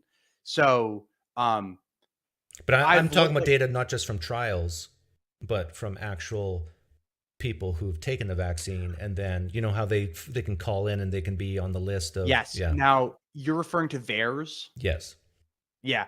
So I don't put a whole lot of stock in VAERS. And the reason I don't is because VAERS is just a list of all the people who've made complaints. It's not validated at all. So like I could call VAERS today and be like, "Hey, I had a bad reaction." They'd be like, "All right, thanks for letting us know. We're going to add your name to the list." Okay, then maybe I'm not talking about VAERS. I'm talking about people who actually go to the doctor with complaints. Okay. Like, isn't that there's data on that too, right? There is, and some people have had adverse reactions. Like I forget the name of the droopy face thing, but the droopy face thing is like a real thing that some people have experienced. But you know what's funny is that like you're 10 times more likely to get that droopy face syndrome from actually getting a bad case of COVID than you are from getting the vaccine. Yeah, and the same with the Yeah. myocarditis, right? That's what it is, myocarditis. I Yeah. think that's the droopy face thing. Yeah. So when people ask me, do you think, Kevin, I should get the vaccine? Well, if they're like old or obese, I say like, yes, you should. Also on the obese topic, I've recently lost like 45 pounds. So not as impressive as the last guy, but I'm on my way.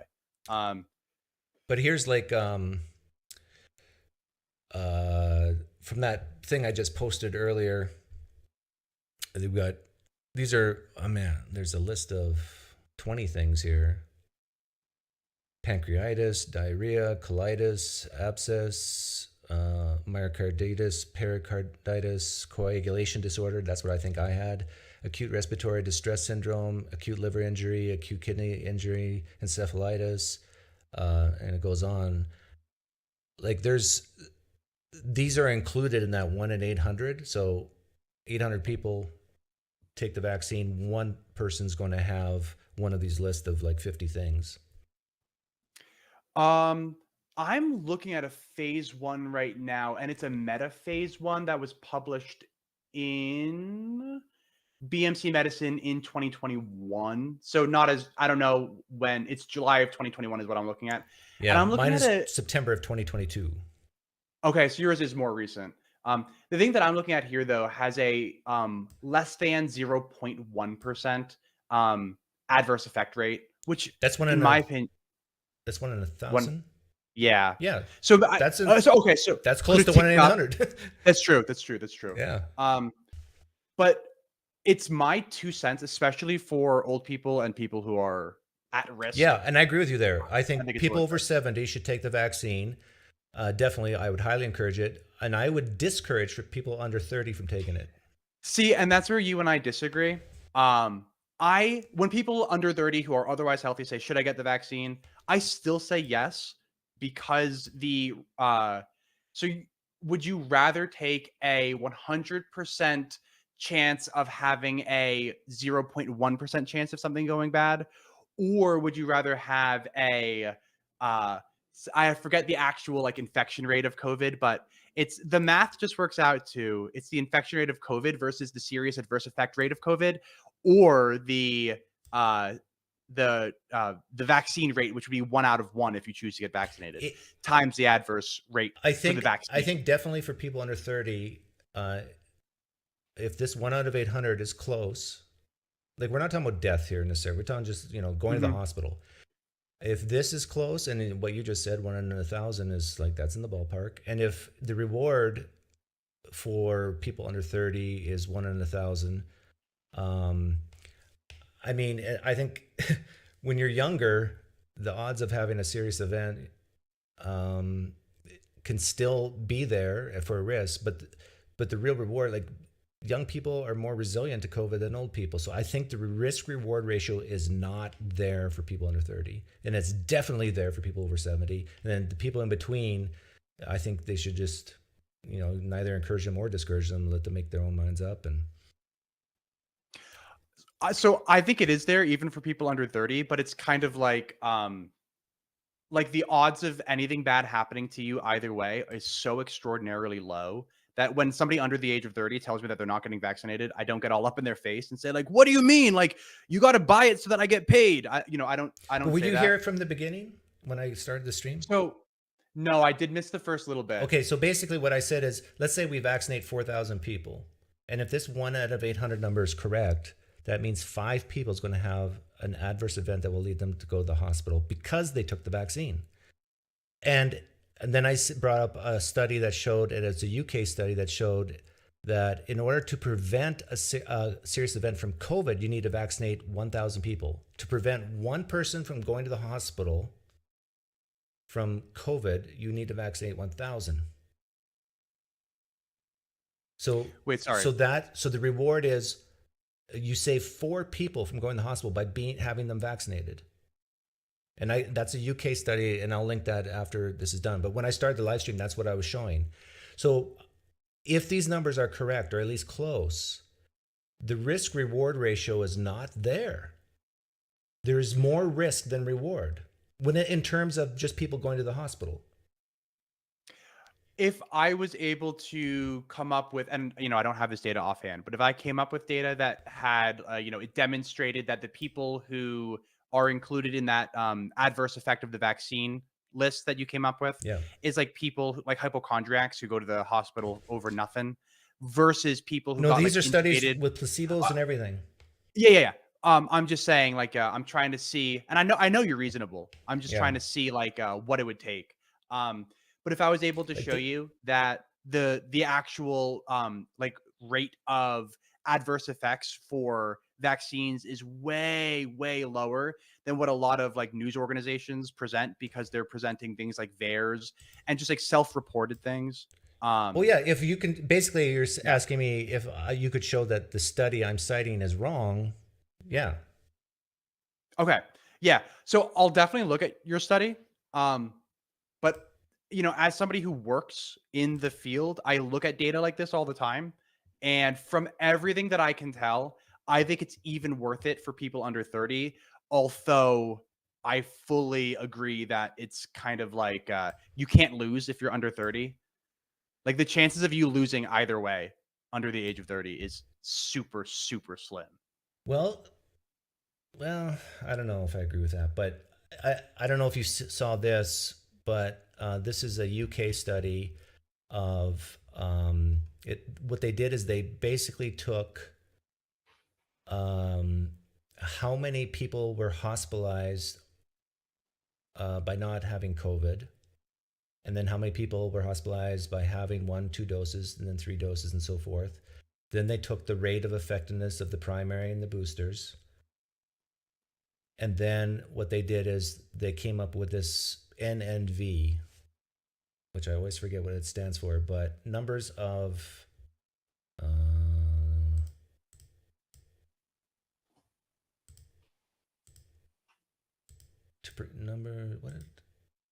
numbers needed to vaccinate. Yeah, numbers needed to vaccinate.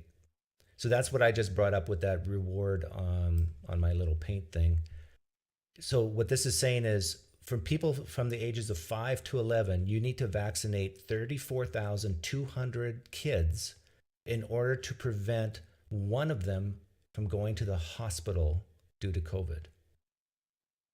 But if you're 70 years old, since they're higher risk, you only need to vaccinate 300 old people to prevent one of them from going to the hospital. So in other words, you get way more bang for your buck with the vaccines. Now, so your risk reward ratio here is 300 to 1, which is lower than 800 to 1. So you're better off taking the vaccine if you're over 70. So I am not shocked at all that older people require, or, older people are going to be saved more because they're just impacted more by COVID. That's not surprising. But I'm pretty suspect of that 1 in 800 number as being anything like the COVID hospitalization rates. And the reason I say that is because all of the phase 1 data that I've seen has indicated that the serious adverse effects of the COVID vaccine are essentially non-existent. Yeah, basically what the new data is saying is that the phase 1 data is wrong. I'd be super interested in looking at that, but I'm pretty skeptical of it only because of all the data that I've looked at. But I am a numbers guy. I'm an engineer by education. If you're a numbers guy, you understand that we have way more numbers now. We have way more time now. So so we ought to change our mind with changing evidence. 100%. Yeah, and so I'll leave the links after, and you can take a look. Yeah, I'll take a look. And my YouTube channel. So I'm an ex-radical Catholic. Okay. And that's what my YouTube channel is dedicated to. But I might make a video reviewing the data that you post. And if I do, I'll send it to you just to let you know that you've either converted me or you've made a mortal sworn enemy, and now I'm out to get you. Yeah. Either way, it'll be 50-50. Who knows? Yeah, and I do. You said you worked for the pharmaceutical company, so there's maybe a bias there, but I also have biases because I think I personally have been negatively impacted by the vaccine. My sister broke out in hives, and she still has them to this day. Over a year worth of allergic reactions. And I have a nephew who had to have a heart monitor on to watch his heart. I think it was 2 days after he got vaccinated, he collapsed and went to the emergency, and then they had to put a heart. And and I understand these are all anecdotes, but when you get enough anecdotes like this, you can start saying, well, what's going on? If you have no skin in the game, you really don't care about, I'm cheering for this team, I'm cheering for that team. You just care about the truth. At some point you have to say, there might be something here. Let's study it. And I think that's what these studies I'm bringing forth have been trying to do. And I predict a year from now, there's going to be way more people who are going to be skeptical that the reward to risk ratio is there. That's my prediction. I'm not cool. Yeah. I'm not trying to monopolize your stream, but two quick things that I want to put in there is, so I guess the first is just Pope Saint Matt Dillahunty will sometimes say something along the lines of like the plural of anecdote is not data. And but it leads to data. Like why it can lead to data. It always does. Like what? Well, I shouldn't say always, but what causes people to study things? Sure, but if I have a feeling that we have like better data for like the miracle at Fatima than we do for some crazy, not all, but some of the crazy COVID, side effects that some people talk about. So yeah, but I'm not talking about that. I'm talking about people going to the doctor. And I'm gonna pick on you for the collapsing and the heart monitor thing, because you gave me a time frame. You said 2 days. I don't understand how I don't understand the physiology of a 2-day delay on a response to a vaccine. I could be wrong in the 2 days. Well, all right. But let's even I could call my sister and ask. Sure. Was it more believable if it's 7? No. So it's actually you would think that something bad would happen within the first 2 hours of a vaccine. Really, it's 2 hours. Because when you get something injected into your body like that, your body responds right away. So if you're going to have an adverse effect, it's something like 95% of all adverse effects occur within the first 6 hours or even something if like he's that. not, even if he went home and he was like feeling ill from the vaccine, so he goes to bed and it's like kind of sleeps for the first day. And then the next day he gets up and starts running around playing soccer. Like, you take that in consideration?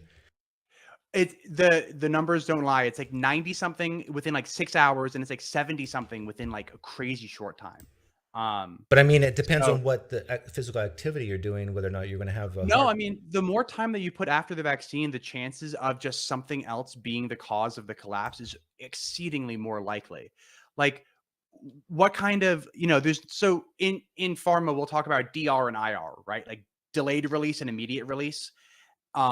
That's specifically referring to oral dose medicines, and it's referring to coatings on oral dose medicines, but it doesn't get more immediate than getting something injected into your body. Like if you have something injected into you, it's not like you take a pill that takes you 12 hours to digest.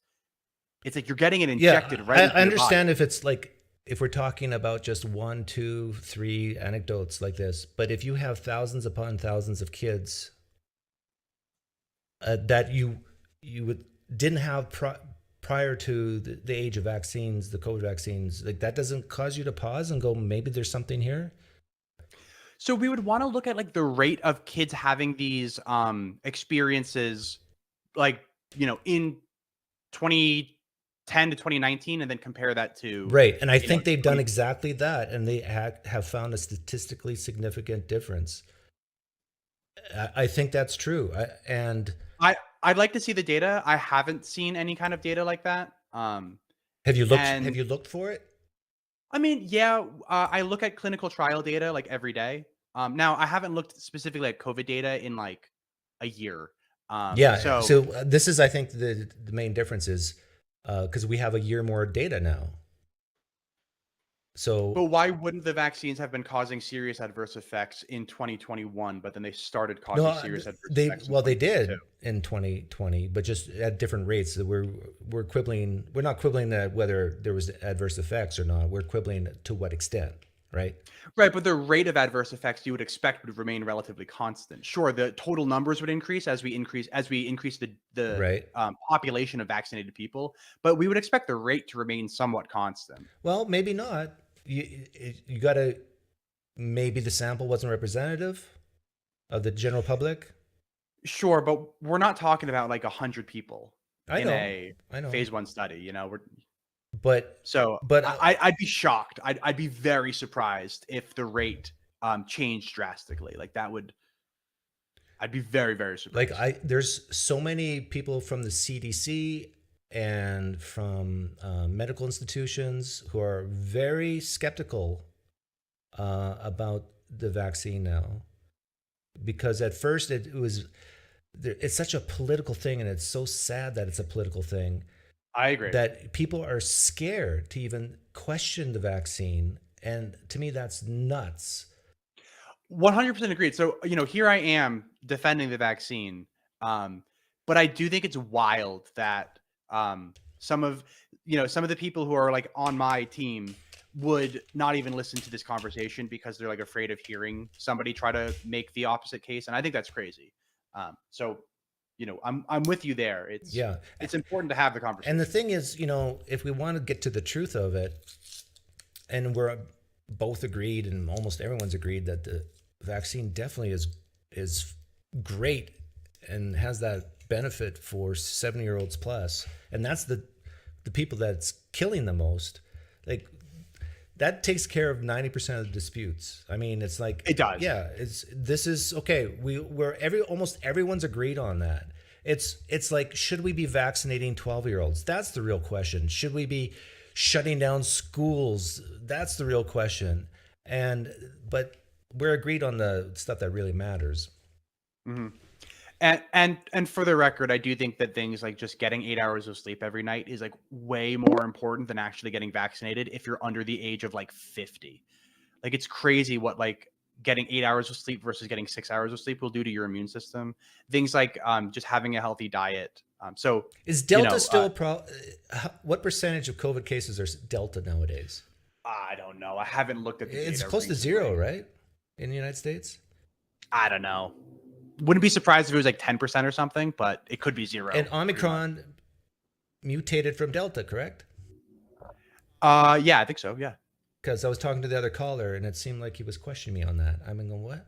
And I was saying to him, I don't know if you heard it. I said to him that, assume, you know, vaccines aside, it's good that Delta mutated into Omicron.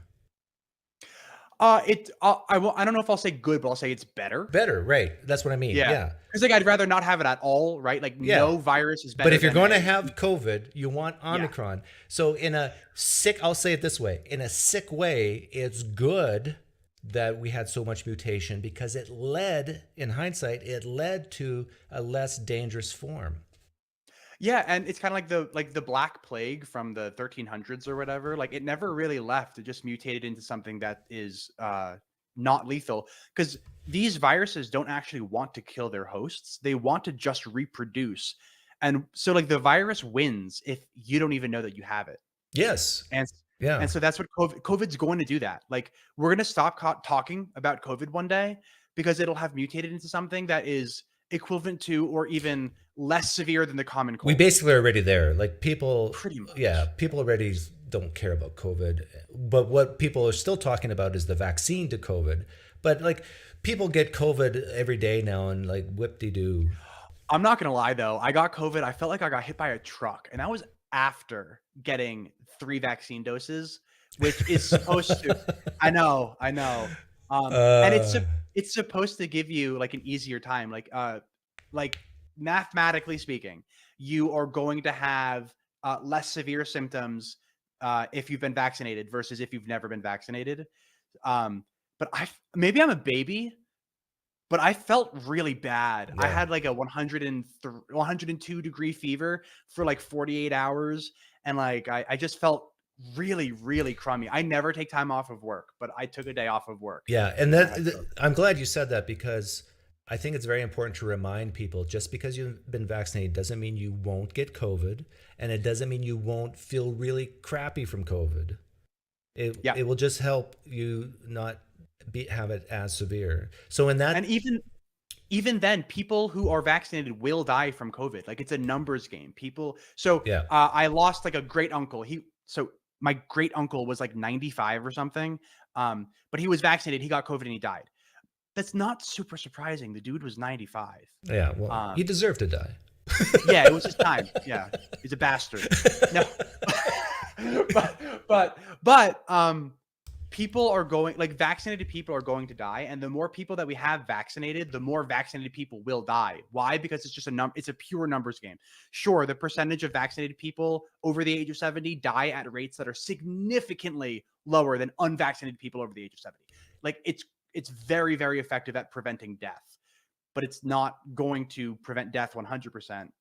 And it's not going to prevent me from feeling But the death issue it became not a real issue because I think most people in society are okay with people over 70 dying. Like, sure, we're going to miss grandpa, but it's not that big of a deal. It was like, remember, it was flatten the curve. It was to prevent hospitals from being overrun. That was the main issue. Yeah. Sorry, old people. I mean, I know. I was like, oh, geez, poor old people. But I got to speak the truth. Like, you've had your full life, and we need some of you old people are still working and taking jobs from young people. Like, come on, labor shortage. Go to heaven already. No, we need them to go back to work, Doug. Labor shortage. Well, get inflation under control. Send the old people back to work. Yeah. Okay. Well, what's the name of your What's your name of your channel again? I'm Kevin Non-Tradicath. Okay. NON, like non-traditional Catholic. I couldn't think of anything better.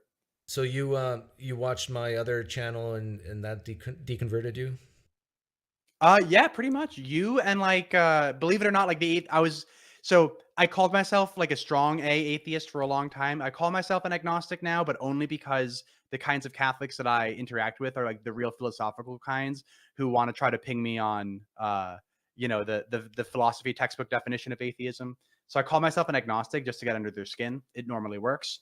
But yeah, like you and like the atheist experience and like everybody else who was doing atheist streams like 5 years ago. Who do you like more, my channel or Atheist Experience? Oh, Doug, I'm on your show right now. I think that should answer your question. Well, you're on the sister show or brother. I close enough. Yeah. Close enough. If your main show would have let me on, I would have been there. No. Do you play poker, Kevin? I do. I'm not particularly good, but that might make you want to play with me more. Yeah, you got money? I got some. Oh, hey, I'm an engineer. I do all right. Email me. Let me put my email in the chat here. All right. And actually, you want to play it tonight? Because I got a group of like anywhere from 10 to 15 people show up. We play no limit Texas Hold'em and a tournament for 2 hours, and then we do a cash game for 2 hours. You can come to one or both. I can't do tonight, but next time you do it. We do Wednesdays and Sundays. I can make almost every Wednesday, just not today. Okay. So and we got I'll give you all my money. Got liberals and we got moderates. We got conservatives. We got Jews. We got Russians. We got black people, white people. You're literally brown naming people. I don't associate with any of those people that you just listed. We're a diverse, multicultural poker playing group. Nope. I don't like conservatives or liberals or moderates. I hate them all. I don't hang out with those people. Okay, well, you like me, so you can come. Take care. Oh, and you froze up. Hi, Don. Hi, Don. Hey, Doug. How are you? Can you hear me okay? Yeah, you're gonna have to turn off. Did you turn off the other tab? Your YouTube feed? Yeah, I think you did, right? Yeah, I did. It shut off as soon as I clicked on this link. Sorry, I'm vision impaired, so I have to always get my little magnifying glass out and look at my screen. Hey, look at this. Well, yeah, I got it too. Well, long story, but I legally can't drive now. My eyes are so bad. So I've had like 12 surgeries on my retinas over the last 2 years. So anyway, long story, not worth getting into. Probably caused by the vaccine, I bet. Well, the boosters most likely. That was just to bother Kevin. I'm sure. Hey, so I did have a topic I'd like to just run by you, but I wanted to sort of shoehorn that into a line of dialogue you had going with a caller, I don't know, 2 or 3 back. And that was the question he posed to you regarding, are you okay with 2 gay guys adopting a child? No, that wasn't the question. Would 2 gay men raise a child as effectively as a heterosexual No, couple that would, wasn't I the question suppose. either. Okay, what was it? He asked me a very specific question, and that's why I answered very quickly. He asked, would a gay couple raise a child better than you and your wife? Oh, okay, you're right. Yeah. Okay. And I immediately said yes, no, because I'm a darn good father and my wife's a darn good mother. And I'd be Okay. pretty hard to beat us. But Okay, maybe well, it's yeah, possible. you're right. That rings more true to my ear now that you've recounted it there. So, but in any event, my comment on that was, this is a topic that I've evolved on quite a bit over the years. I'm of the opinion that obviously a mother and father in the household, clearly the data shows that's the best situation for a child to be raised in, and of course a happy environment at that. But, I don't know how we can argue against a gay couple raising a child when moms and dads have, in so many situations, ruined children by the way they've been brought up. Yeah. And so with that in mind, my position has changed is, there's lots of really, really kind-hearted, good, gay people out there, gay, lesbian people out there. I agree with you. And I made that same point to whatever that guy's name is, that gay couples, lesbian couples, they probably raise kids way better than a lot of heterosexual couples. But if we were to do a thought experiment where we only have one child on the planet, and this child has to be raised, and we get to pick all the best fathers and mothers, gay mothers and fathers, whatever, and you had to choose. You can either have this one child left on the planet be raised by, and of course it's a village as well, but the primary caregivers, would it be a gay couple or a heterosexual couple? And I think if we're all honest with each other, we would choose the heterosexual couple. Now that might sound harsh to some people, but we did evolve for a reason this way, and it's because men and women are different. Yeah, and ideally, of course, you have the natural birth father and natural birth mother. Yes. Raising the child, because then you can Yeah. sort of tie in, say a stepfather into the relationship with the natural Actually, that's a good point. You see so many times where you got marriages that end up in divorce, and then you got stepfathers and stepmothers, and it's not the same. It's like you can have. I think there is a DNA biological bond that is not present with, let's say, a stepfather or adoptee father, mother. Not to say they can't be great parents. Right. Yeah, and I'll tell you, like on a personal level here. So I was married when I was very young and divorced early. I had 2 kids, and I actually had sole custody of the children after the divorce, raised them completely on my own for about 6-7 years. And so when I remarried, my kids actually fell in love with my wife, just like I did, and she ended up adopting them. So legally, she's their mom, and they, in every facet, essentially function as though that is the case. Our oldest struggled a little bit with that detachment from the birth mother, and so that connection to the birth mother, despite the impact of the negative impact of her leaving the way she did, she just still had to chase after her a little bit. Yeah. So as soon as she graduated high school and got into college, she was trying to find her. And so we dealt with that. And not that means everybody has to deal with that or is going to deal with that, but I think we had probably the ideal situation in terms of a stepmother, so to speak, coming into the equation. And it still wasn't perfectly cohesive. Yeah. Well, I'm a hard atheist. I'm a naturalist, and I think we humans are animals like other mammals, and you do see in other parts of the animal kingdom, there's problems sometimes when the non-biological parents are not involved. Like if, you know, like especially I'm thinking of a video right now where a lion takes in new lionesses and but one of them is not from his sperm, and he knows it, and he kills these cubs, right? It's just like, takes them by the neck. It's now brutal, we're more involved in unfortunately. lions, but That's right. Fortunately, yes, exactly. We've outgrown that immature behavior, if you would. So what I wanted to shoehorn into that comment was the topic of adoption. You know, of course, gay couples could adopt a child. However, I mean, that's one option for them, of course, but doesn't have to do with a gay couple. It can be with a heterosexual couple as well. Adoption. I don't know if you have any experience with the adoption process. I do. Or, you know, okay. Well, then you know how expensive it is and how arduous it is to get through. Something needs to happen with the process so that, you know, parents that are, or families, couples who are wanting to raise a family but are unable to. Infertility rates are increasing yearly. They're just not able to do it because of financial restrictions. I mean, for those listening, my wife and I have looked into it, personal reasons, and a couple of two or three of the ones that we looked into, they ranged anywhere from $25,000 just to sort of get your foot in the door, and to start, I guess, the dialogue. And they would not disclose to us the residual amount due after that. So, needless to say, we thank you, no thank you.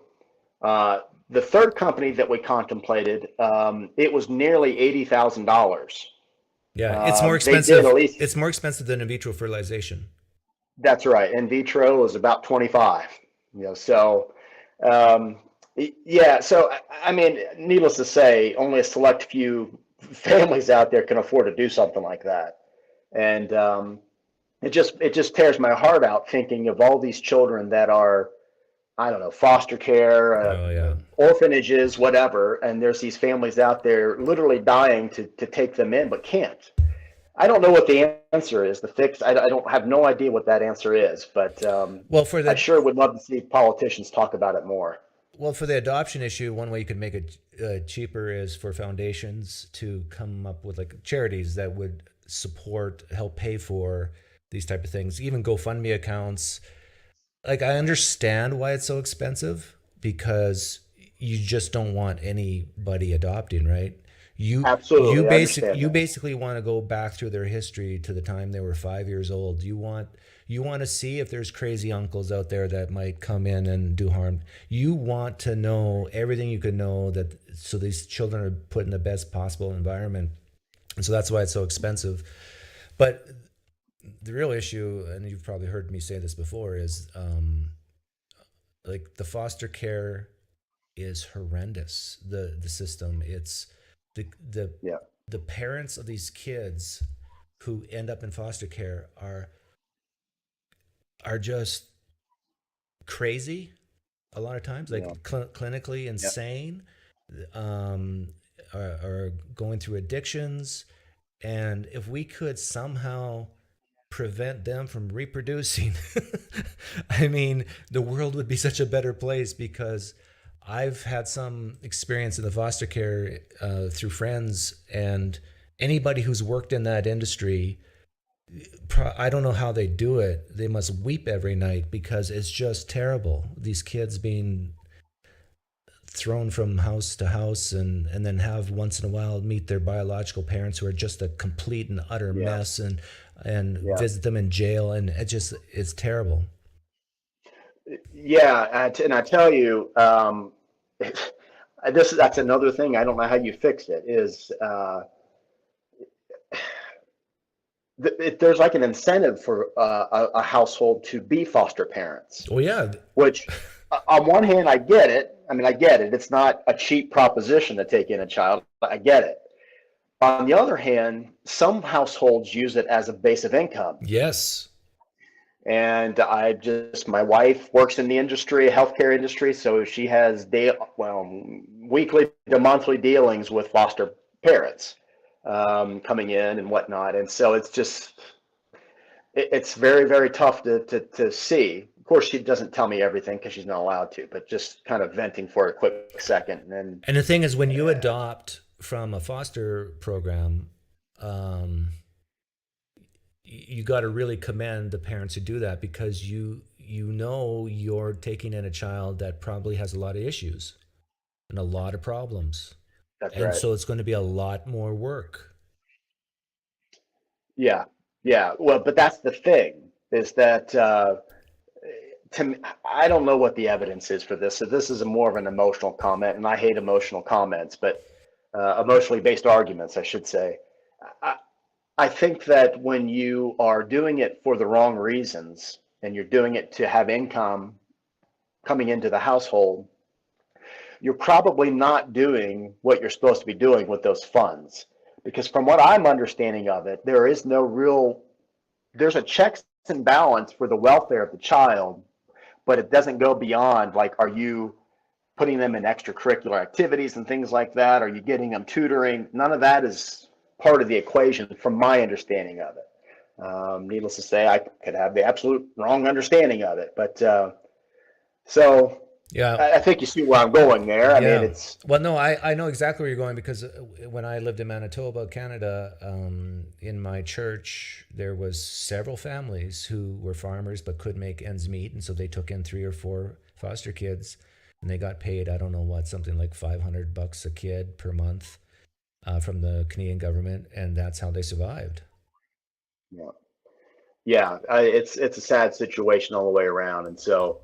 Well, that's really all I had, Doug. I mean, just kind of shoehorning that in with the comments from the previous caller, and I'm an atheist also, for the record. So I'll see you over on your Pine Creek Religion Talk chat as well. So do you play poker? I have played poker. I used to play all the time, and then when we moved from the state we were residing in to Alabama for a few years for my wife's work, I had nobody to play with because it was in Alabama and there was nobody like to bet. None of the people that I found to be friends with, none of them would. None of them would bet. This is your lucky day. You're talking to someone who's willing to play, willing to bet, and along with a whole bunch. So you're welcome to join us tonight if you want, or Sunday. I put the email in the chat. Just send me an email and I'll put you on the list. You can't lose more than $20 if you don't want to. It's just a low. That actually sounds really great. I haven't played in about 8 to 9 years, which is probably perfect for you. Yeah, you're perfect. Perfect. It's a sure $20 for sure. In a way, you're harder to play against because you're unpredictable. So. Oh, I'll be bluffing all the time, and you won't even know. Anyhow, think about it. Now you will. You're welcome to come. All right. Thanks, Doug. I'll talk to you. See you, Don. All right, bye.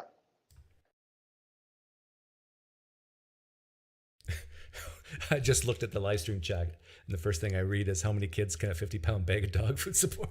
Whoa. Yeah, I'm a poker hustler. Can I call in like 15 minutes? If I'm still here, sure you can.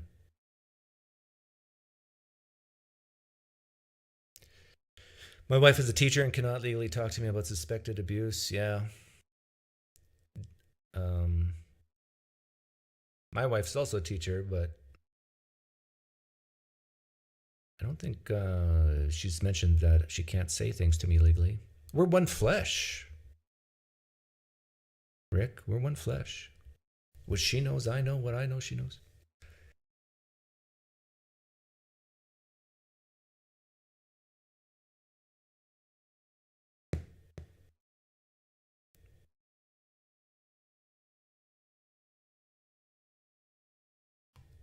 Hold on a minute, Doug. Historically, adopted kids are held as high or higher than natural kids. What do you mean by held high or higher? Like more productive in society?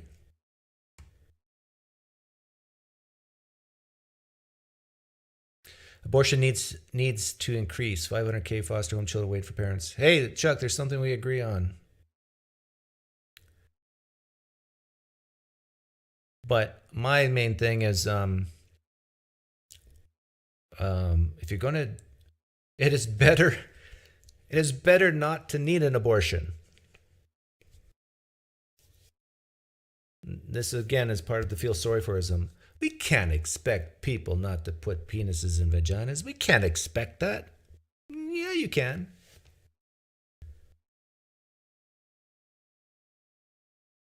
You can still have sex without having intercourse. You know what I was getting at? You know.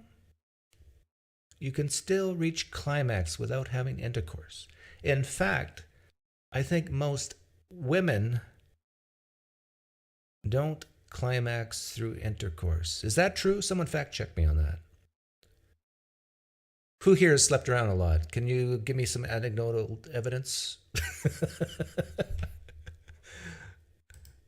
This is the difference between me and, the abstinence only. I'm not saying abstinence only. I'm just saying you can have sex, but it doesn't have to be that type of sex. So, step 1, plan your day.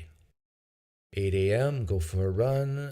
Noon, go to do my work, have lunch, come home at 5. Make sure I've taken the pill, make sure I got the condom, make sure blah, blah. The man does the same thing, women does the same thing. Plan. Take a shower, clean, plan. So you got, and then, even then, you don't have to have, intercourse, as I said. And I tell you, if everybody did that, if everybody didn't feel the need to be loved so deeply by a man or a woman and didn't rush into things, I tell you, there would be no need for abortion. There would be no need for foster homes. There'd still be foster homes, but way, way lower. There'd be far less crime. There'd be far less people on welfare. And you wouldn't need the Democratic Party as it exists today. Oh!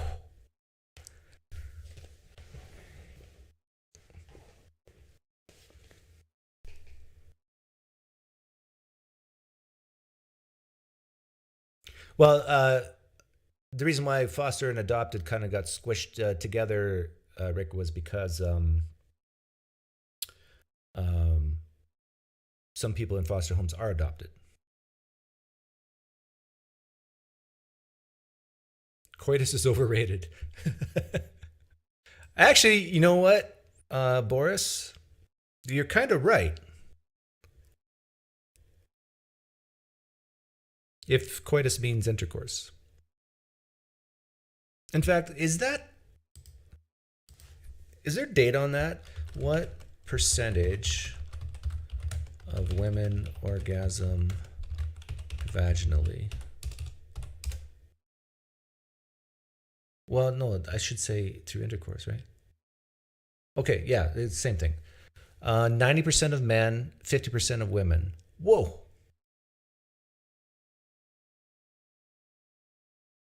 I'm getting different stats now. 81.6% of women don't orgasm from intercourse. There you go. Okay, this is my my plea to women listening. And I know there's no women here except for maybe 2. Oh, genuinely curious is here. If it's true that 86% of women do not orgasm through intercourse, here's a newsflash. Don't do it. Because women are the gatekeepers to coitus. Women, because you can say no, right? Men don't ever say no. Well, very rarely. I exaggerate. So since women, you're the gatekeepers, just don't let that thingy into your thingy, and then you can't get pregnant. That's how the science works, right? And if you can't get pregnant, and then therefore if you want to get pregnant, then of course, but the unwanted pregnancies go close to 0, especially if you got like 2 or 3 forms of birth control as well. If there's no unwanted pregnancies, and if you're planning, the number of people going to foster care, the number of poverty will go down.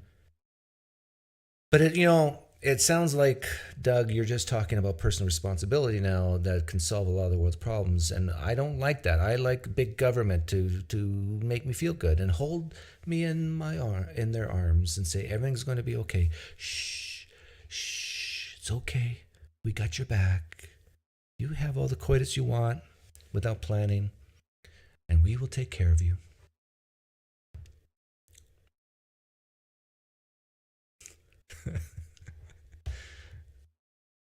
Christians don't know what to do with me because they hate it when I say, yeah, more abortions for, the between 0 and let's say 12 weeks for people who don't want kids. And yet I'll say that I'm against abortion after that. So they go, what's he saying? And then they don't know what to do with Doug saying, don't have coitus, but yeah, he's saying go ahead and have orgasms. I mean, before marriage. I mean, and Doug saying personal responsibility. Yay, Doug. Oh, I'm going to tell. This is interesting. Tell you a little story. If you listen to me long enough, there's going to be things I say that you will absolutely love. And if you listen to me long enough, if you loved me prior, I'm going to say something that will absolutely make you hate me. I've learned this about myself. I've learned that if you hate me, someday you're going to love me. You might go back to hating me again. And if you love me, someday you're going to hate me. And you might go back again. Because yesterday, a guy, I don't have to keep this hidden because he said it publicly. Rob Rowe from Sentinel Apologetics. He's known me longer than most of you, probably all of you in the live stream chat. When I first created my channel, he was there. So he's known me for, I think, 6 years. And he's come on my show. I've booted him off my show more than once. I think I've blocked him more than once. And I think he's maybe blocked me. He's a slow talker, bloviator. Just the type of person I don't really like to talk to. But recently, because I guess in his view, his mind, I'm defending David Falk and saying that you shouldn't just rush to judge him as a misogynist. And then I also question the whole thing, whether Yahweh in the Old Testament had a penis, these types of things. And then I had Kip on yesterday on my religious channel, and he watched it, I think after the fact. And he made a comment. In fact, let me bring it up. Why is my dog crying? Oh, my daughter's going to take her out for a walk. So yesterday he made a comment that he apologized to me for all the bad things he said about me or to me, and said that yesterday's live stream with Kip, I showed great critical reasoning skills. He basically said he loves me now. And it's so interesting to me how, and I've seen it go the other way around. I've seen people who've loved me and what I do on my channel go to hate me. And it's just interesting how people just go back and forth like this. And I've done it too. But I actually think it's a good thing. I think it's really good if people who love you at some point end up hating you, and people are going, what's Doug saying? Hear me out. And people who hate you someday love you, because what that shows is that you don't care what other people think, and you're just speaking your mind. You're just speaking what you believe. And so I think it should be everybody's goal that if you're loved by someone, don't be scared to say something that will make them hate you. And if someone hates you, don't be scared to say something that will make them love you. Like, don't be tribal. And I talked to my wife about this the other day too, that, hi Jack, that she said, well, Doug, I often tell her about, how Jack bothers me and how Jack says things that make me cringe. And she says, you want And she said, well, Doug, it's because of the way you phrase things to people, like especially Jack, because he's very sensitive, and you need to spend more work and energy to phrase things in a better way so people are being more responsive. And I said, yeah, but I mean, wouldn't it be nice if we had a world where people could just speak freely and not have to worry so much about their feelings and just say, hey, look, I don't hate you as a person, but I think what you just said here is stupid. And people not be offended by that. Beautiful. I wanted to just make the comment first off. I think your wife's a genius after hearing what she said. But I want to make the comment. I've been watching you not for a long time, but from the moment I've started to the moment to now, the only emotion I have felt when watching you is arousal. Extremely turned on. And I've never felt love for you. I've never felt hate for you. That's the only. I thought that would be the most insane thing a person could say. Whatever you do, Jack, don't stand up. Yeah. I'm waiting until I have to turn the stream off, think about baseball, and then I can go back in the office. Because if I go earlier, I'm gonna get in trouble. You don't have a cat, do you? You do. No. You don't? Okay. Not anymore. Good. Don't ever have a cat because it would be incredibly hard to get the hair off that jacket. I know. I got this cleaned. I've only cleaned it once, like actually cleaned it at a, what is that called? The place that you bring it to and they do the cleaning. Dry cleaning. You pay like you pay like an Asian lady and then. Hey. Get it back. No racism on my channel, please. That's just science. What did I say? Are all dry cleaners Asian? The vast majority. I mean, I can't. Well, okay. To be fair, we're all a little bit racist. You want to hear the racist thing I said the other day? Sure. So I went to Ace Hardware. You know what that is? Yeah. I walked into Ace Hardware, and there was two managers, owners actually, franchisees of Ace Hardware. They were both Asian ladies. Okay. And as I was walking out, I just thought about that and go, good for them. It's a very racist thing to think, right? It's just right. But I kind of think that, if you're going to be racist, that's the best form of racism to have. Good for them. Pleasantly surprised. Two Asian ladies running in Ace Hardware. You know where I got that from, right? No. What is that? Oh, that's a Louis C.K. joke. Oh, he does that. Okay, that sounds like Louis C.K. Yeah. How have I not heard that bit? I don't know. I'm behind though. I feel like. And like one Mark day, Maron just go ahead. When Obama was running for president, I saw him and I said, "Oh, he's dark skinned and yet he's articulate and clean." I said, "Good for him." Oh, wait a minute. That was Joe Biden who said that, not me. Did you know Joe Biden said that? That's very funny. That sounds like a quote from Joe Biden. It was. I could pull it up if you want me to, but no, I trust you. Yeah. And also once you reach a certain point of arousal, the cognitive function doesn't work that well anyway. So you're good. You got me convinced. What I wanted to call in and ask you about is, a lot of the times your message lately has been about just personal responsibility. Yeah. And I just wanted to clarify, what points do you think the government are responsible for the people that they govern? I think national defense is a good start. Okay. Yeah, because I don't want you to own your own tank. I mean, that's going a little too far. I don't. Okay. Have you ever worked a piece of machinery in your life? Like when you look at a shovel, do your hands bleed?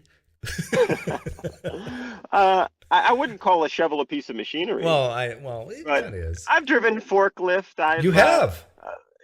Packed boxes. I've done a lot of work in a warehouse. Good for you. Type thing, but that's it. But no, either way, I keep my hands very soft. Okay, and I do think Supreme Court has its value. Judges, juries, federally, definitely state. As much as I don't like the Federal Reserve, I understand its need to be there, like a currency system. Okay, so somebody said, hey, I think people should take personal responsibility, and if they need to go see a judge or something, it would be better if people would just settle it themselves. Why go see a judge? Why go to a court? If you can sell it yourselves, and it often does happen that way. I've been called to be an expert in trials, and 99 times out of 100, it's settled on the court steps. Yeah. Okay. So then there's the idea that, oh, most of the time this is how it should happen, but there are exceptions. And that's why we allow. Yeah. Whenever you hear me government talk program. about personal responsibility, it's not like all or nothing. It's always Right. No, yeah. Agreed. Yeah. But for me, I guess what I hear a lot of is, especially when it comes to the child raising thing and the idea of people having kids that they can't afford, I think a lot of times you don't know everything that's going to happen. You don't know how much it's going to cost you. You don't know how long you're going to have Jack, is your your child. girlfriend pregnant? No, thank goodness. Okay. I am very cautious. There's only one person I'm aroused by, and that's you, Doug. No, but if do you think of me when you're with her? Pine Creek. She's like, what? Who's Pine Creek? Why did you just say? Why are you talking about a crick? I don't understand. Why did you say that? Oh, that's so stupid. I don't know why anybody's listening to us right now. Yeah. Your viewer count is just dropping so fast. This guy's an idiot. I am. Thank you. Okay, personal no responsibility. need to brag. Do you have a beef with me? Yeah. So what I hear a lot of is like, oh, people, they shouldn't have kids. But you don't know all the factors that are going to happen once you have kids and things that could go wrong. And so my viewpoint is a lot more like, the people who have kids who can't afford them are kind of like people who are stuck in an elevator. The elevator, they thought the elevator was going to work. They used the elevator. They know other people have used the elevator. They got in the elevator. They got stuck. It's not working correctly. And when I hear you say, well, you should plan better on having kids, I agree. Mm-hmm. The same way I would agree as if somebody had told me, well, they should have taken the stairs. Yeah. But it doesn't fix the problem that there are people stuck in an elevator. Yeah, you're talking about after the fact. What do we do? Right, which like now, where we are now.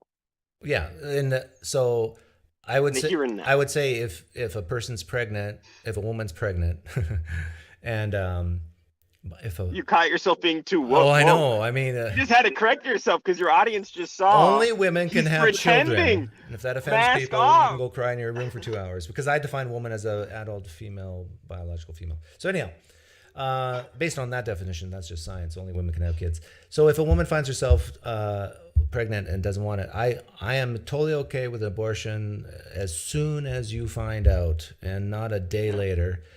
But then what if for some reason you don't find out? And I do think if you don't want the child, give it up for adoption. I mean, there's so many people who need a child. In fact, you could probably do it cheaper if you have a relationship with the person that wants to adopt. Yeah, wants to adopt. So maybe that's not true, but possibly. Okay, well, let's say I have a 3-year-old and I do want to stay with my 3-year-old, and I'm a single mother and I am working 2 jobs and I just am struggling to make ends meet, right? I'm stuck in the elevator. Yeah, well, then they should be helped. I'm not against that. Okay. But your feeling is that now the help that we are doing, we shouldn't do. No. Okay, I'm putting words in your mouth, and I apologize. Yeah. No, I'm all for welfare programs, but I'm also for reducing them. So, meaning that if you can, being on welfare is a problem. We need to admit that. Right. It's not something we all want, right? We don't. Right. We don't. People, I think, even if they're lean far left, they like the idea that they're, hey, I earned this. I'm independent. Right. I can get in my car and go there because I want to, and so forth. Right. So my advice, if you were in here, well, if a single mother was in here with a 3-year-old, I would say, hey, I think society should help you, but here's my advice: as you raise that child, number one, admit to your child. I know this is going to sound harsh, so I got to take my wife. Right. I got to take my wife's advice. How do I phrase this in the most eloquent way? You made mistakes. Yeah, admit to your child that you made mistakes in the past, and teach your child not to repeat what you did. I think we could summarize that as do what I say, not what I do. Yeah, but that's my wife would say something that's I've not heard, that eloquent. I've heard many times in my life from my grandparents. So in other words, my dad taught me this too. He said, when I was on the farm and I've cost my dad so much money by breaking things like, Yeah. machinery and equipment. Yeah. And my dad always said to me, he never got mad to me unless I did the exact same thing twice. So he said, right. Doug, I have absolutely no problem with you making an honest mistake. You didn't mean to do this. You made a mistake, but I want you to learn from it and don't ever make that same mistake again. He was very adamant about that. He said, don't ever make that mistake again. Learn from it. And I think society needs to hear this type of tough love. Okay. Can I do a rebuttal? Yeah. So let's say that I'm somebody, maybe let's say I'm less generous than I am in real life. And I hear what you're saying. And I hear you saying, oh, so you think that because my, pregnancy was poorly planned, or because financially I struggle with raising my child, that my child is a mistake? Are you asking if you should say it that way to your child? Would you agree or disagree with that statement? The child is a result of a mistake, yes. The result of a mistake. Does that mean the child itself is a mistake? No, the child itself is not a mistake. But if you were planning properly, that child would not exist. So in a way, I guess it depends. It's maybe just semantics, but right. But if the child, I think a more mature child could hear that and still understand what you mean by it. Well, here, let me try to rephrase my point, because I think and that's not what I meant to kind of say. Society having to pay for a child is a burden. And we both agree with that statement. But the potential for the child to be beneficial in their adult years, I think is high. I think that's expected. And I think that on the whole, what's high? That the child will be a productive member of society? Right. I think, of course, there are factors that determine that. It's not a given. I think it's below 50%. Okay, is it possible that now that let's say it is below 50%, is that possible because the input that we're putting into the child is not enough? That's a good question. I think because the problem is so deep and rooted so early, that a child kind of senses and realizes when they're not wanted. Well, it's obvious if they're going from foster home to foster home. Yeah, I mean, I spent my entire life experiencing that. That's a joke. That's not true. My heart stopped there for a second. But I think there's stats on this and data on this, but over 50% of people in jail today for serious crimes were the result of unwanted pregnancies, been in foster care, and so forth. So then when you say that there's a high probability that they will be productive members of society later, there might be a good probability, but I don't think it's high. I think odds are. Let me detract that. Odds are against. I think that there is a high potential, but that possibly the input we're currently putting in is not equaling that potential. So, for example, you could imagine somebody who, I'm just trying to think of examples of people that I know come from rough upbringing, like Jack Nicholson. Jack Nicholson was a child of a rape, and he turns into, one of the, according to some people, best actors of, his generation. Yeah. So it's like, okay, then there's a level that we can put into somebody that even comes from a rough background or doesn't have our traditional family setup that can still lead them to be successful, productive members of society. Definitely. So then I would argue then that the fact that we could look at something like jail statistics and see, the majority of people who are in here come through that system that we have set up, it shows us that the system's not working. Well, yeah, definitely. Okay. The question is, how do you fix it? And I say, the best way to fix it, well, there's two ways to look at it. I guess you're more concerned about how do you fix the people who already are on the planet. And I'm saying that if they're stuck in the elevator, what do we do? Just cut the elevator? Sorry, bye. Yeah. And as you said, the last time you were on, the problem's already fixing itself. For, teenage pregnancies are dropping every year. I think maybe in 2020 it might have gone back up a little bit because of COVID, because people are. Well, it did go up a little bit relative, but if we look at a long trend, it's still way down compared to 30 years ago. I am indeed optimistic about the United States' future in terms of this, because I do think crime rates will long term go down. Agreed. Rapes, violence to women, teenage Agreed. pregnancies. And it's all because people are learning that, hey, I need to plan before I have sex. It all stems from that. I'm willing to admit, no, I think actually, that let me could take that be- back. That's part of ahead. it. Thank you. Here's another part. Yeah. Free porn. It started in the. Okay. It really got going in the mid '90s, late '90s, Yeah. and so you had 20. As you would know. So, yeah. And so I was around when the internet first came out. You probably don't remember. You were aroused when the internet came out? Yeah. Is that what you just said? Yeah. And so you add 20 years to, let's say, 1995. Right. You're looking at 2015, and you're starting to, like, if guys and women can get their rocks on, what's the phrase? Get their rocks off. Rocks off. Yeah. Rocks Yeah, on. Get your rocks on off. sounds like you're getting blue balled, maybe. I don't know. I don't know what that equals. No, but seriously, I do think the drop in teenage pregnancies, like, how many, if you can just. I'm willing to grant, at least for the sake of argument. Yeah, sure. So in that way, internet porn has been good. I think it's. You think that could have other consequences to our society that could be worse? That's what I like you, Jack. You're always thinking ahead.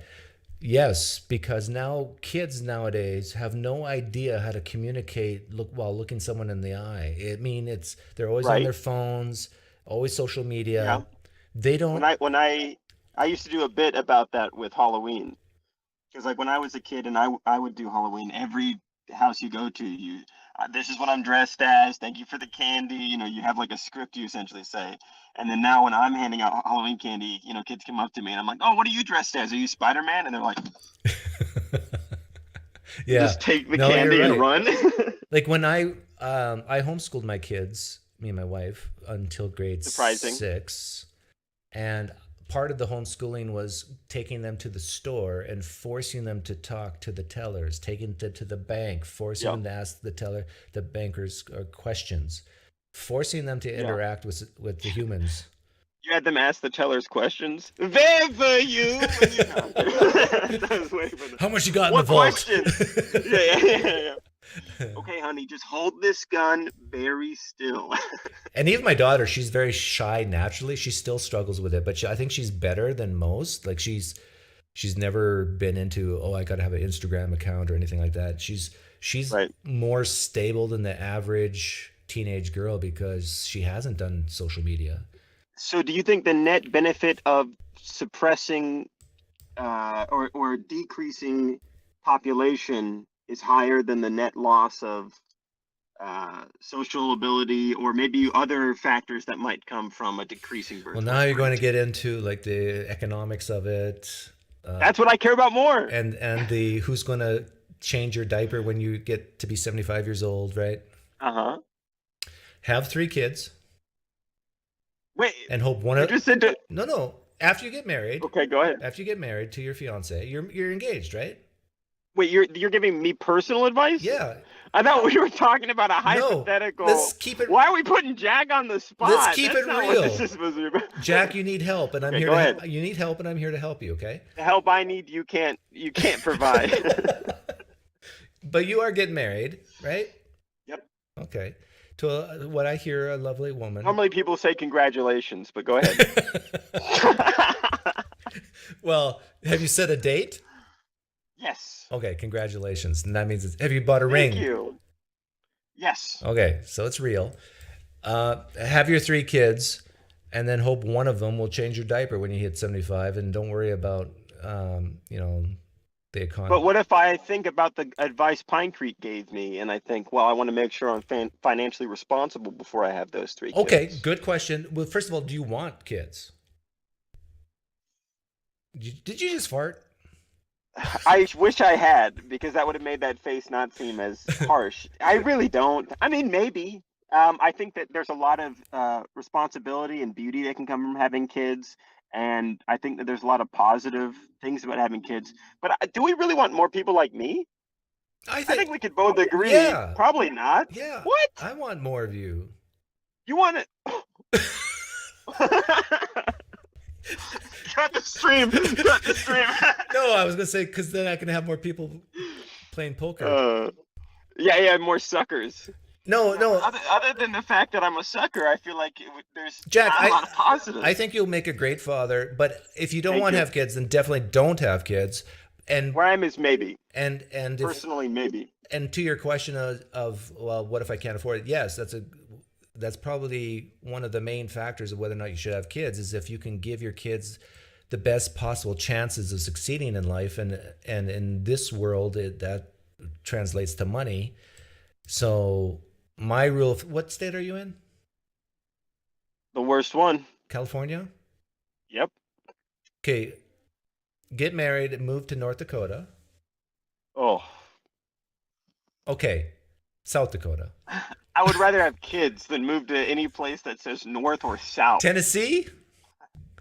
If it's landlocked, what am I going to do there? I was born looking at the ocean. I'll die looking at the ocean. What you're doing now, can you do in a place that's cost of living is lower? Wasting my time? Yeah, I could do it anywhere. Okay. Yeah. I would, yeah. In order for you to have 3 kids in, let's say you live in San Diego, you would probably need to make $200,000 a year. If you're not making $200,000 a year, you probably shouldn't have 3 kids. Yeah, so I shouldn't have 3 kids. But you could have 1 kid if you make, let's say, $100,000 a year. But even that's going to be tight. Yeah, so I shouldn't have 1 kid. Do you work at McDonald's? What if I did? I used to.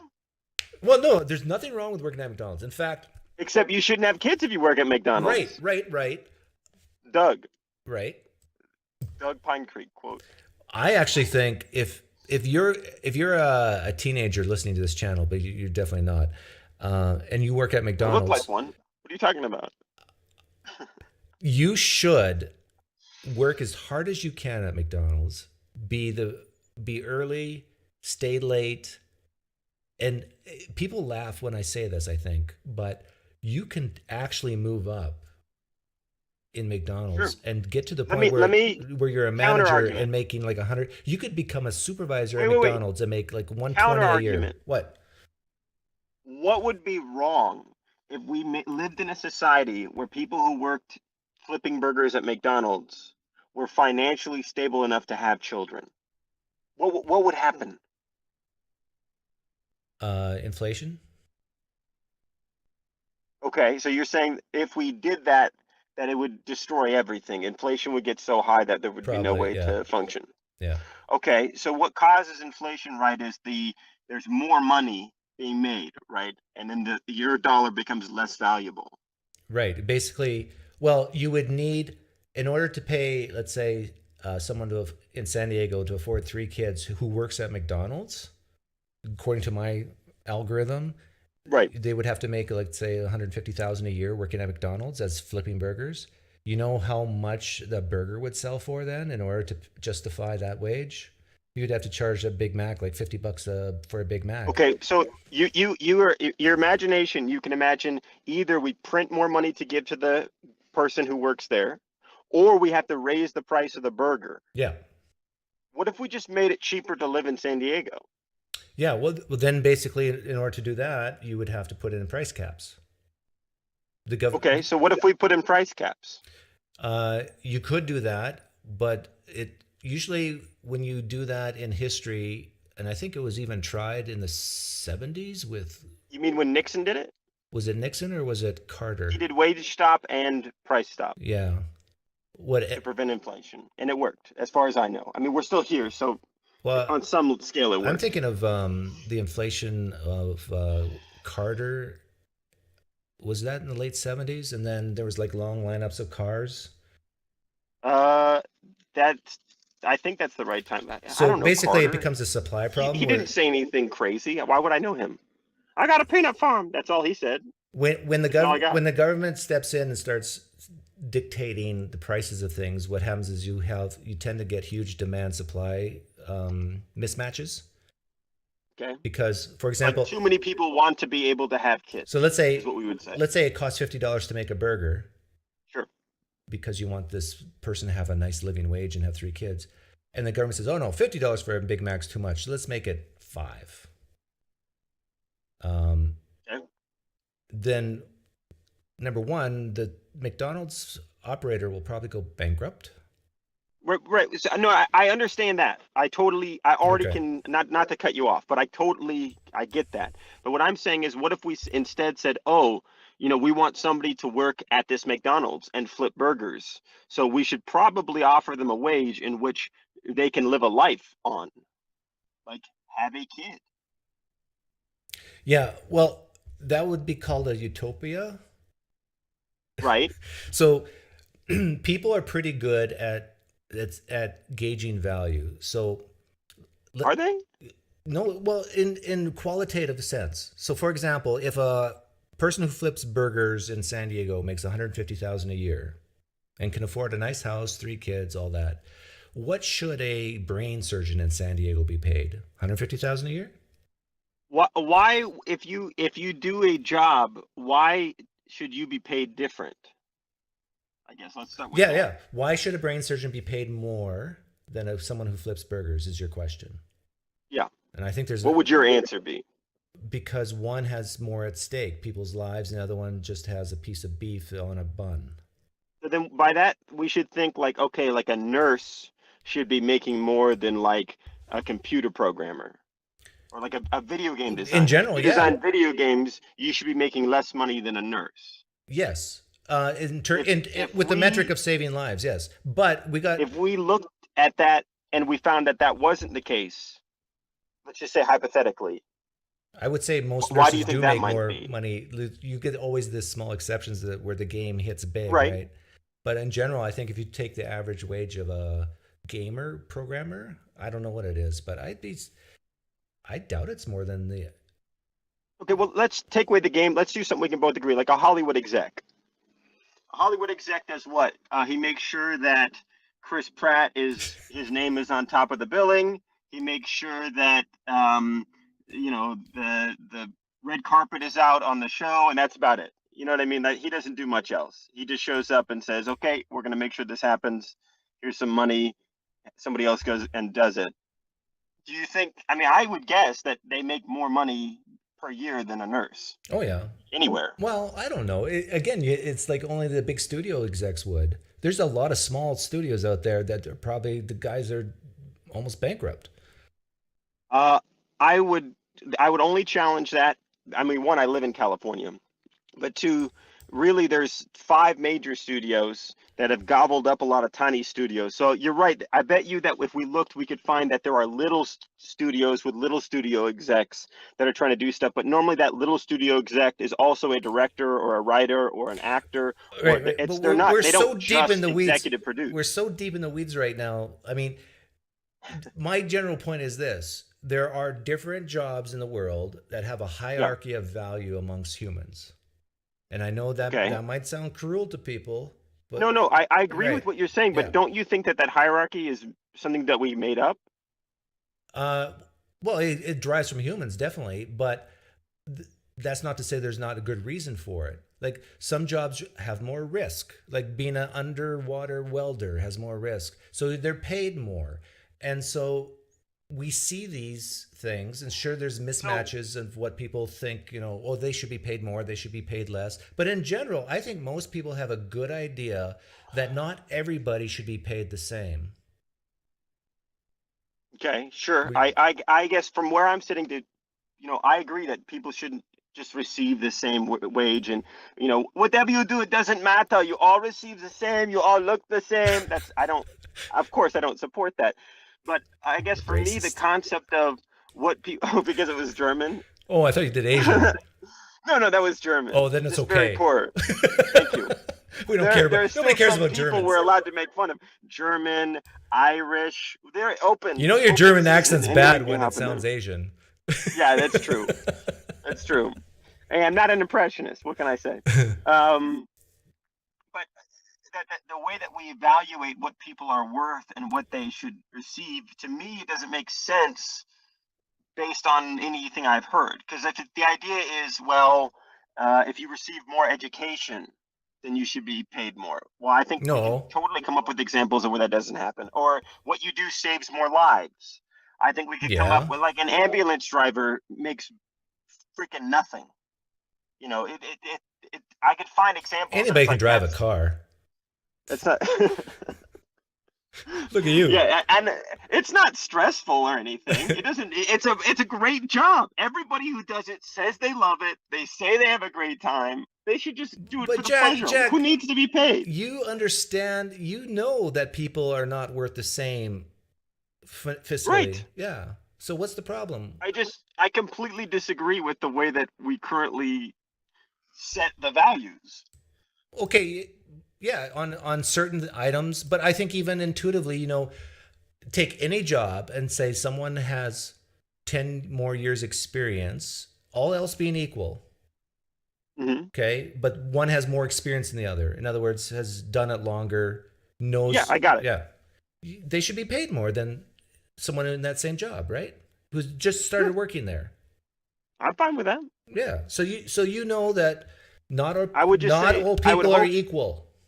Yeah, I never said they were. Okay, well, people are completely diverse. You gave me a sense that you want this society where everybody's sort of treated the same and equally. I guess what I'm trying to figure out is what's the base, what's the bottom, and what I'm hearing Zero. Is that okay? So you think that there are some people who should be at zero? Yes, some people should be paid not to work.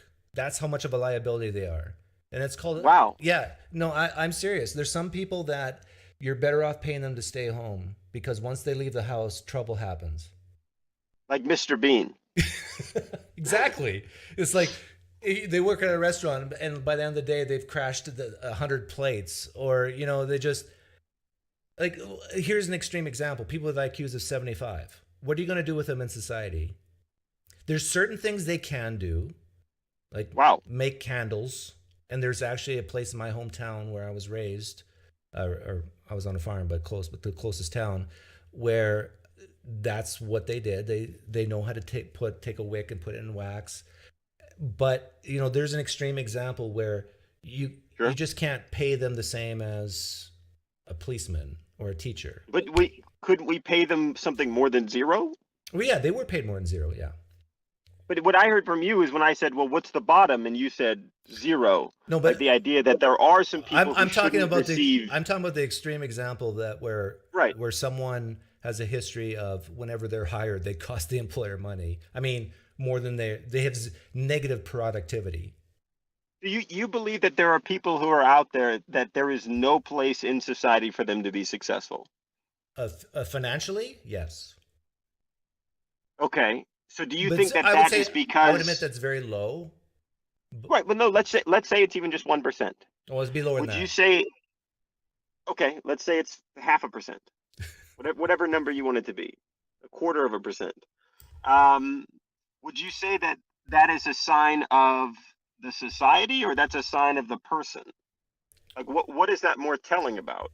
I actually think that a lot of times it's genetics. But I mean, let's say that hypothetically we went to a bizarro land and there that 0.2%, they were the financially successful and everybody, the 99.5 were all poor. Wouldn't we go like, oh, well, the system has obviously been set up that it's successful for these nincompoops who, you know, can't do anything but dip a candle or whatever. I don't know what your example was. I won't lie.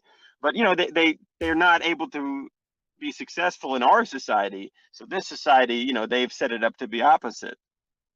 Like I'm just saying, wouldn't that be a sign of the system that is set up and not of the people themselves? Well, yeah, yeah, definitely. Like we live in a more capitalistic, not, you know, there's no such thing as a pure capitalistic, but we lean in a more capitalistic society. Now, if you want to go to more of a communist society where everybody owns everything and shared, everybody has different roles and different jobs, but all the assets are shared communally, that can work too. In fact, it does work. Right. It does work in the United States in Hutterite colonies. Or I mean, like the Soviet Union, right? The Soviet Union went didn't from work being so one well of the there. poorest. Well, I would agree. I wouldn't prefer it. I wouldn't recommend anybody try it. But it worked. They went from a really poor country that was in the middle of a civil Yeah, war it at can the work. end of World War One to the second most powerful country in the world by the 80s. Yeah. Right? I mean, it works. It works best in situations where I think maybe a country is just starting out, maybe. Well, maybe that's not true. But no, I think when a country is just starting out, I think we're pretty good proof that slavery is the best way to go. If you're just starting out, you could become the most powerful country in the world. No, I do not condone slavery in my administration. That's just science, yeah. Right? That's what happened. That's the history of the world. Yeah, we're no, the you're right. One country, and but if you look at the, it really helps when you're just starting to have free labor. But if you look at the history of the world, the West, more capitalist-leaning societies tend to do better than, let's say, more socialistic or communistic type societies. Would you agree with that? And I would in the say long that run, if we looked at a GDP growth, or we looked at standard of living, real wages, standard of living. Yeah, I do agree with you. Okay, so but I wouldn't say that is a good example of the systems themselves. Well, no, but the same way that if we were in feudalistic times and there were a couple capitalistic communities that were popping up, and you told me, well, feudalism is done better than capitalism in the long run, I would say, well, we're not talking right about now, exceptions. yeah. We're not talking about rare exceptions. We're talking about, as a general rule, capitalist-leaning societies, and I include, I'm comparing to all the different types of systems within the world, and so even Europeans consider way more socialist than the United States, granted, but in compared to the rest of the world, Western nations are more capitalist-leaning than the rest of the world, and it seems that the standard of living is higher in those countries compared to other countries, with a few exceptions, like if you're in Kuwait or Dubai or whatever, and you've got billions of dollars of oil money. That's a little, there's some exceptions. But so history has taught us that there's something about that system that appeals to human nature. I disagree. You disagree with which part? Well, I think you said, and I agree with this, there's no purely capitalist society anywhere. Right. I agree with that. And I think that especially now that there's a world economy, that everywhere has something that's capitalistic. But I mean, other than maybe if you want to make North an argument Korea? that you think, I don't know, China. Okay, so China, as far as I know, I'm willing to say, yeah, they're pretty. They do have capitalistic elements as well. I admit that. Well, because what I was going to say is, you can look at their real wage growth in the last 40 years, and it's skyrocketed. Yeah. If you were somebody who is in your 50s right now, I guess in your 60s right now, and you started working in your 20s, you're making like 5 or 6 times what you were making doing the same job. It's awesome for the people of China. Well, as far as the thing their is, money, I don't know the answer to this, but I could guess. If we were to poll the average Chinese person, actually, I do know the answer to this, and ask them, would you rather stay in China or live in the United States? And then ask the average American, and would you rather stay in America or move to China? There's a reason why the answers are skewed in one direction. It's because the United States is a better place to live. But don't you think that's not because of its economic system, but because it offers more freedom? Right, that's part of the economic system, the freer market. Okay, I unfortunately, this was my lunch break, so I'm going to have to go pretty soon. So I apologize, because this is probably the most enjoyable conversation I've had with you yet. And I've had some good conversations. Not as arousing as usual, but other than that. So there is this argument that happened during the Civil War era. I'm sure you're probably aware of this, I don't know. Where the South, one of their talking points was that slavery is actually moral. And here's their logic. They said, well, if you are a slave owner, then you own your labor. And the same way that if you owned, a horse, you would take care of it. Meanwhile, in the North, which is industrial, you rent your labor. In the same way that if you were renting a horse versus owning a horse, you take better care of a horse that you own than one that you rent. So therefore, your system is at least as immoral as ours, if not more. And do you know what the North's response to that was? Yeah, they said, well, let's ask the horse. That's not what they said, but that would have been very funny. They argued, well, yeah, you're right, but eventually we're going to get rid of wage labor. this was the argument of the North. This is a temporary thing that we have set up right now that's going to change. Boy, were they wrong. I agree. So when I hear that and I think, okay, you're right. There are people who wish that they're in a country that's less free. They want to be in a country that's more free. Is that because of our economic system? I would say no. I think even the people who were there at the early founding of our economic system, when we went from slavery into capitalism, would have admitted to you, no, this is not what makes America great. It's the other freedoms that we have. And there's, we're going to progress to something different. Do you feel? We just haven't done it yet. Can I ask you some personal questions before you go, like to dive deep into your psyche? Do I feel gay? Yes. Sorry, go ahead. As a person compared to your peers in your industry, do you feel like you can't compete with them? No, I feel at least equal to most people in my industries that I've been in, if not superior, which is definitely an issue with pride that I can admit. Did you do sports in high school? Yes. Not a ton, but a little bit. Did you do team sports or individual sports? I did soccer, so I don't know what that counts as. That's team sport. Is that even a sport? Okay. Well, that's what the commies play. Yeah. Okay. Does it make you really sad when you win and someone loses? No. Does it make you really sad when you lose and someone wins? I might get a little bit grumpy if I think that there was something that affected the fairness of it, but no, generally no. Speaking of fairness, do you think it's unfair for a surgeon to make $500,000 a year and a hamburger flipper to make $20,000 a year? Lean no. Okay, so you think it is unfair? Oh wait, then lean yes. Okay. Well, then you got me perplexed because these are basic questions to ask. It sounds to me like you're okay with the free market system because the free market. I think generally it's fine, but I don't think it's the best we can come up with. What do you think is the best? We haven't come up with it yet. I know, but you have any ideas of what to try? I'm not smart enough. I'm like you, Doug, except I don't have half my brain behind I don't have half a brain. Well, I think. So I'm doing this with just half a brain. And I feel like I think about it for 10 seconds and I go, well, this obviously can't be it, right? And then I hear other people like, no, this is it. And I think, what am I missing? Like there's always going to be problems in any system of governing. And there's always going to be. So then we should always be striving to fix them. Yes. And that's called evolution, like the social contract. Right. And like how we went from slavery to feudalism to capitalism. Yeah.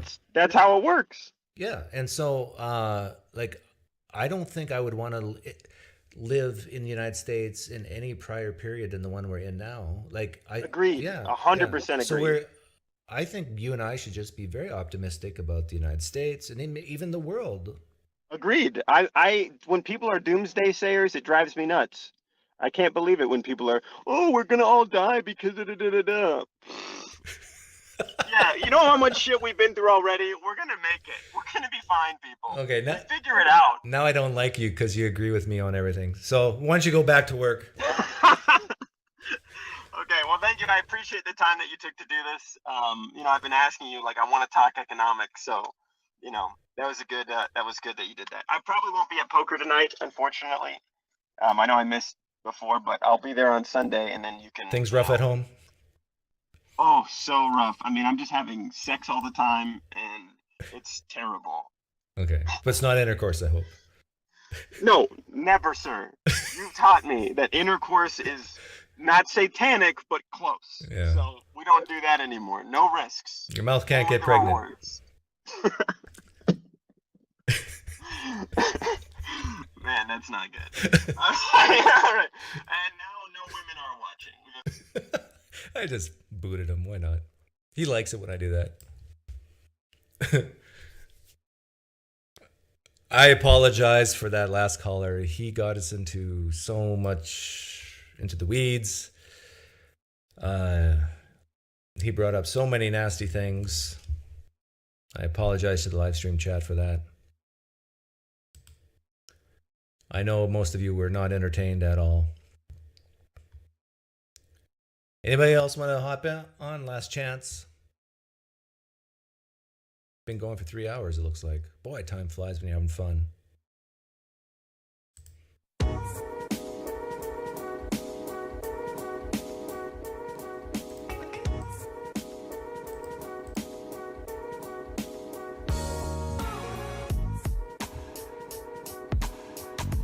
What did I just watch? Good question, Andrew Hamilton. Great name, Hamilton. Alexander was your uncle? Your great uncle? Wouldn't it be funny if you were related to Alexander Hamilton? That'd be cool.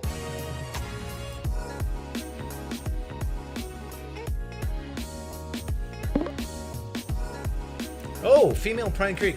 Myron, turn off the music. There is the female version of me. Gotta figure out my sound really quick. Were you on my religious channel the other day and said you were the female version of me? And that's you... Yes, yeah, I wanted to see if you agreed. Yeah, I think so. So yeah, same coloring, like same height, and I think the same weight, like if you're still the same as you were when you were dieting. Wait a minute. So it's you're like 5'10"?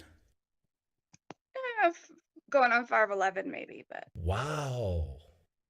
You know what percentile you're in? like 90%. Oh no, I think you're 99%. Excellent. Probably. Pretty tall, so. So we're basically the same person, is what you're saying. Yeah, I think so. Subtract, 20 years, but other than that. Well, how old do you think I am? Well, I think I've told you, right?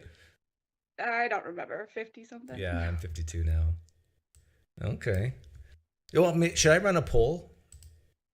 I want to run a poll, see if, what the audience thinks if we look like.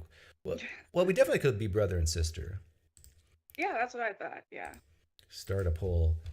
Do you think we look alike? So, are you like me in other ways, like politically, religiously? Are you an atheist? Yeah, I think we're similar. I'll take agnostic. But yeah, I agree with you on a lot of things, and right-leaning, so I guess that's a rare combination. It is. It's very rare.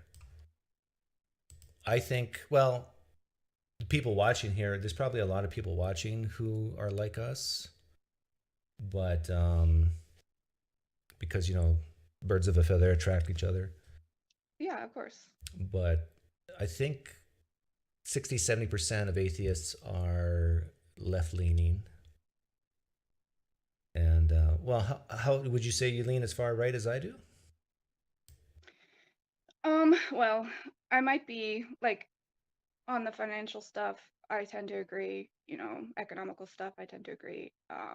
I might be changing my stances when it comes to social issues. I don't know where you are on that, but. Yeah. I'm pretty much, I don't know. Like with abortion, in general, I think the problem is before you even need to abort, but I'm okay. I will still say that a fetus has value, but it's above zero, but very low value. And so I'm pretty much in middle of the road with abortion. With drugs, I think people are free to make their own mistakes. But I don't know how far I go with certain drugs. Like there's some really bad drugs out there, like fentanyl and stuff. And what part of the country are you from? You don't have to tell me exactly, but the Midwest. Midwest. Kansas. I guess I won't get too specific. Okay. Farming? Are you from a farming background? Not exactly, but my parents were, so. Okay, so you weren't raised on a farm then? They farmed and then moved to the city? No, we were kind of river folk, kind of a lot of river stuff. River stuff? What do you mean, river folk? Rentals, that kind of thing. Oh, I see what you mean. Okay. Now, how did you find my channel? Because only 10% of my channel viewership is women. It was recommended by YouTube, I think. Just, I was interested in a lot of the debates on theism. So, And how long have you been listening to my channel?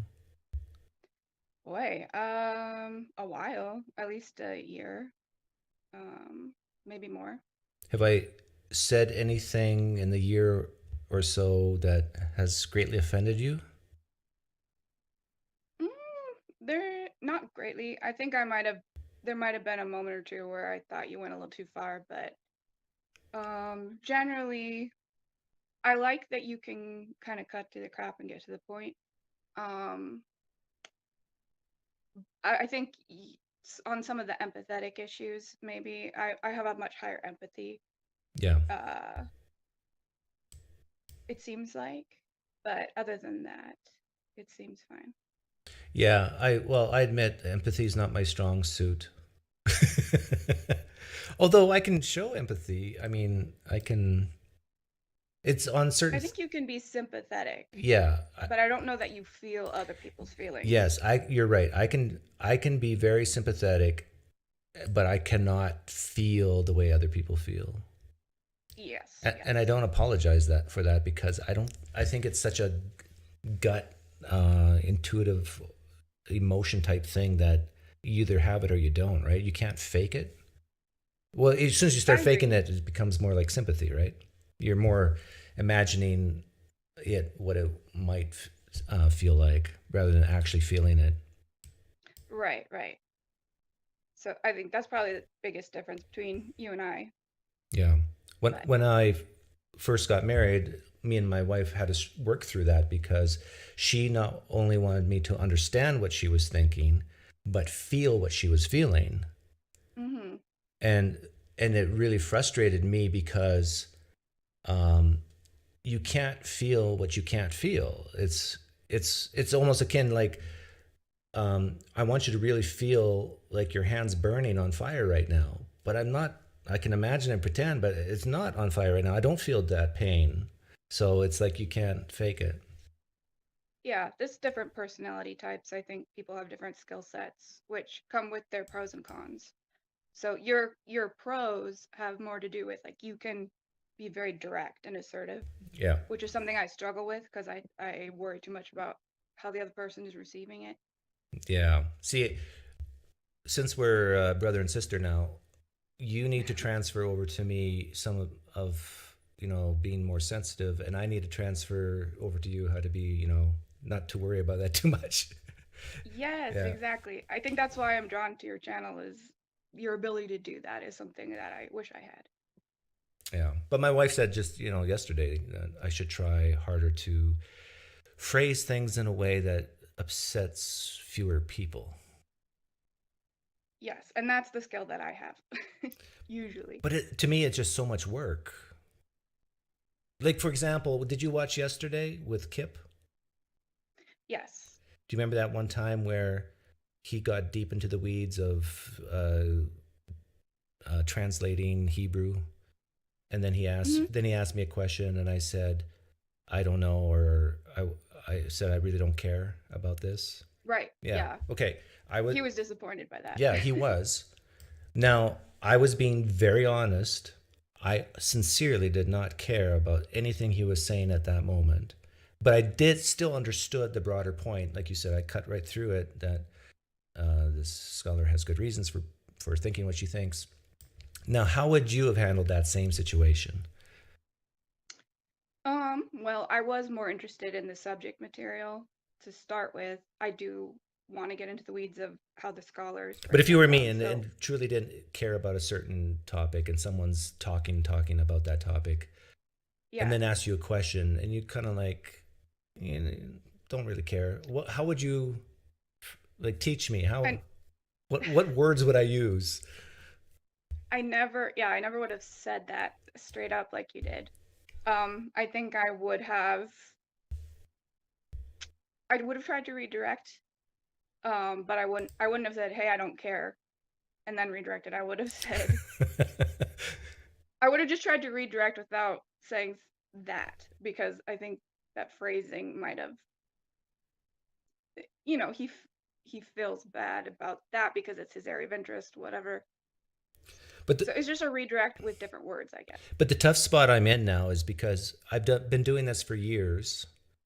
And if I were to, let's say, starting tomorrow's Theist Thursday, if I was to start being very careful with my words to prevent any or no insensitivity, be highly sensitive, people, I think, will know it's an act because of my history, right?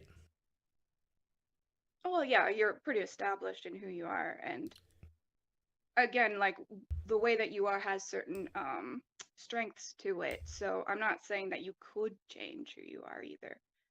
I just this awareness though of other people is a start, I guess. Yeah. Well, the thing is, like, I was aware of Kip that he might not take that well. You just didn't care. I just didn't care because he's a grown man, and if this offends him, like, if this is how I view it, if I'm giving a very honest, it's blunt, but if I'm giving a very honest opinion on something and it hurts someone, that's more on them than on me. Do you disagree with that? I don't know. A little. I think that you can, like, my whole thing is trying to balance honesty with kindness. I think you can't truly be kind without being honest, and you are really good at being honest. But there is a balancing act in the way that you say it. I think that the way you speak to people does matter. It does have an impact.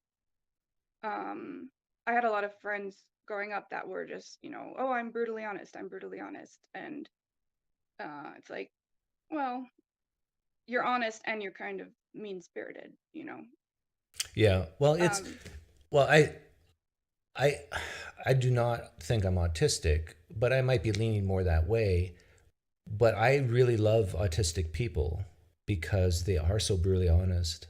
I talked to one just the other day, and I loved it. I mean, he was extremely autistic, and I love the fact that he didn't understand any sarcasm, and so words meant what they mean. Like it was like two robots talking to each other, and I absolutely loved it. I know that sounds weird, but yeah, I'm not that far, but I do lean that way a little bit. Okay. And it's like maybe you can't change that, but I think just being aware that how we speak to people matters is a good thing. It's a balancing act. Like you have the strength of assertiveness. I try to learn that from you. Yeah. Because I can be incapacitated by my worry about how the other person is feeling. Can you give me a specific example? Like you've helped me now. I'll try to help you. What can you give me a certain example, and I can. Like where do you feel like you're the most hesitant to be assertive? In what situation? Usually face-to-face interactions are pretty paralyzing. I tend to not speak more than I speak, because I'm thinking so much about how to say things the right way that sometimes I don't speak at all. Yes, oh man, this is scary because I said the exact same thing you said just now to my wife yesterday. And I said that once you become so hypersensitive to how other people are taking what you're saying, it can become like paralyzing. Yes. Yeah, it's like you're literally in a wheelchair and you can't move because you can't really say what you really want to say. Right, and that's why I'm drawn to the way that you speak, even though sometimes I feel like it goes a little too far to, I don't know, in just the phrasing of it.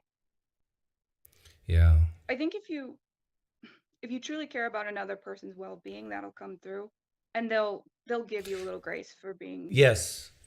Yeah. And I do think I have the ability to do that. I usually can set up my rapport with people, especially with theists. I seem to struggle more with atheists, where I can tell them point blank, I think your beliefs are idiotic and crazy, and we can still smile and have a good ending to the conversation. So yeah, I use humor to do that usually, to try to get them to smile. Yeah. maybe you could use humor as well, going the other way around. Do you know any jokes? No, I think that's good. Humor is a really good, a good tool. I think just the biggest thing is that we are concerned about another person's well-being, and then if you err a little bit on the side of too blunt or honest, I think you can come back from that. You're no Matt Dillahunty. Like, he's hard to watch, you know. Yeah. So you are balancing a little more than, say, someone like that, but yeah.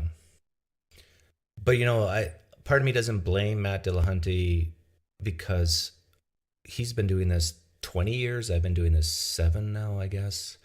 And to hear the same things over and over again for 20 years, I mean, you would go nuts. I'm surprised he hasn't gone clinically insane. oh yeah, it's not an easy place to be at all. I understand, but Maybe we should get someone to come on right now and say something, and you purposely try to offend them as a way to, you know how you kind of with a rubber band, you want to stretch it out so it comes back to the length you want it. Sometimes you have to really stretch it and risk offending someone in order for you to actually not be paralyzed and say what you really want to say. But maybe it's best you do this with someone who respects you, like a family member or something, and practice doing that. yeah. Big sigh. Just thinking about that bothers you? Yeah, it does. Yeah. I don't like hurting people.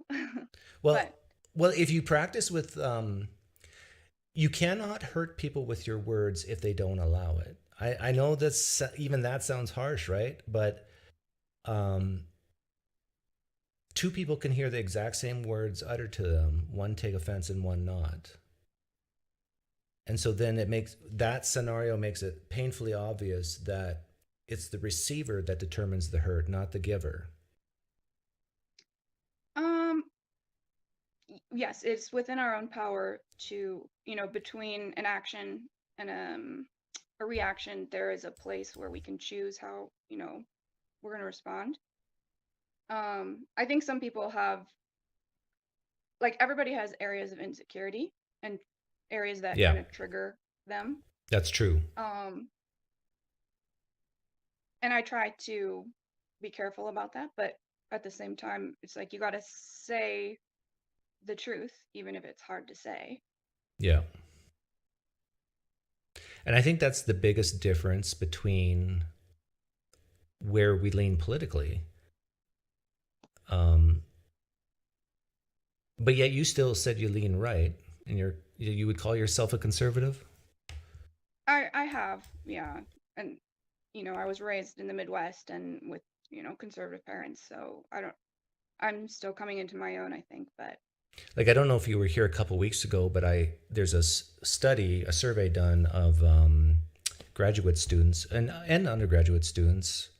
And if they were given these 5 categories, but of things they value, one is like basically advancing knowledge, which you could say is like truth seeking, versus being sensitive to people's emotions. I forget exactly how they worded it, but women are more likely to say, to not speak the truth, or not, not to say they're lying, but withhold the truth, or just say nothing if it means it might hurt someone's feelings. Whereas a man is more likely to say something that is true, but it means you will definitely hurt someone's feelings. And so I think that's just maybe a difference between male and female. More of the maternal instinct, maybe. Yes. Yeah.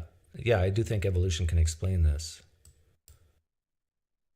Because historically, as kids are very, very young, they're raised by their mothers. And then once they reach the teenage years, the father takes over more of a role and says, hey, grow up, more of a disciplinary type thing. Yeah, I've definitely met males and females on both sides of that spectrum. Yeah, that's true. But when you're talking about, percentages or whatever, that might have to do with evolution and biology and all that. But, Yeah. Yeah, no. Well, yeah, I wish we could somehow hook our brains up to a computer and transfer. I do try to, like, because I was in street epistemology, you remember me talking about that? Yeah. There's definitely, I'll call them tricks of communication. Like here's an example. I should never say this. You need to wear red. Black does not look good on you. You need to do this. You should never say that, right? Number one, it's kind of insulting, but number two, I said you. So the street epistemology way of communicating the exact same thing, but in a very sensitive way would be have you ever tried wearing red? I mean, that would look really good on you. I mean, something like that. And Right, that's totally different. And instead of saying, you need to go shopping, it should say something like, hey, why don't we go shopping? You always make it as a group effort rather than singling a person out. And so what's sad in a way is I'm aware of all these tricks and techniques, but it's just like you're paralyzed and with your sensitivity, I'm paralyzed with the sensitivity because it just takes so much cognitive load to think and phrase things in a way that it might not upset someone. And still, you don't know their brains, right? Maybe if I said exactly the way I want to say, they won't be offended, but there's a chance they might be. So maybe I should change all these words so to play it safe. And it becomes like a risk-reward ratio that's not worth playing for me, I guess. Well, unless you understand the value of it, kind of like you like to get straight to the point with street epistemology. You know how to get to the heart of it quickly through that technique. If you understand like how it works psychologically, the way that you say something, whether it's going to ignite that person's fight or flight responses, and it'll make the conversation less efficient or profitable. I think once you understand that the way you say things to people will affect the quality of the conversation and their ability to even just speak with you, because when somebody's fight, flight, freeze, spawn response is going, it makes it a lot harder to have a conversation with that person. You kind of have to de-escalate that place before you can even have a conversation with them. So it is technique too, in just understanding how humans work. Yeah. Sometimes I'll use it though to my advantage, and so say things I want to say it, knowing there's a high probability that they will be offended. But then after it's done, stop and say, and then look back upon it and then talk about it. Why do you think, see, I said you, help me understand. See, that's the right way to say it. So say, why do you think? Help me understand your emotions at that point when I said this to you.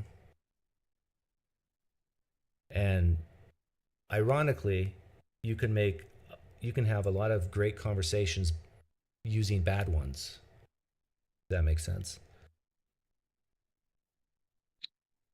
Yeah, I don't think you have to be, again, I'm paralyzed by considering these things, so I don't think you should be to the degree that I am, where you can't say something that's hard or controversial. I think there's value in saying controversial things and getting a conversation going. It's just recognizing when they're escalated emotionally and then how to de-escalate that, which you seem to be aware of, at least. Yeah.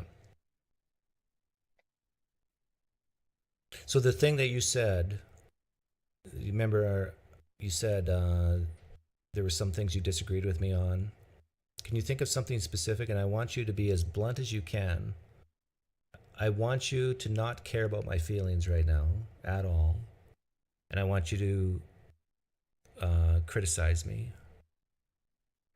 Can you do it? Can you think of You know something what's funny specific? is my brain went immediately into a freeze response where it's like, oh no, and then it's like a blank wall that I can't get past or even think. Like, I know there's something I disagree with, but my brain just went freeze blank. Like, I can't Isn't that even. interesting?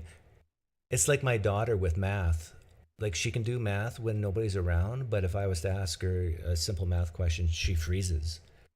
And Mhm. it's so bizarre. It's a fear response, yeah. Yeah.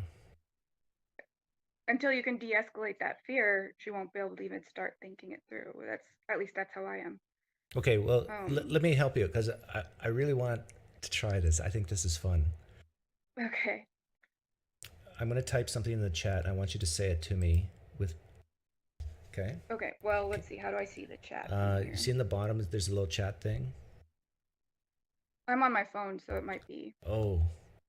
Can maybe press to the right or something? You might see the chat thing. Okay. I can see a little corner. You can see the chat or no? Just the part that you put on the screen and only part of it. I think my phone limits me. Maybe. Okay. I'm going to write something down on a piece of paper. I don't want to say it out loud because I want it to be heard audibly for the first time out of your mouth.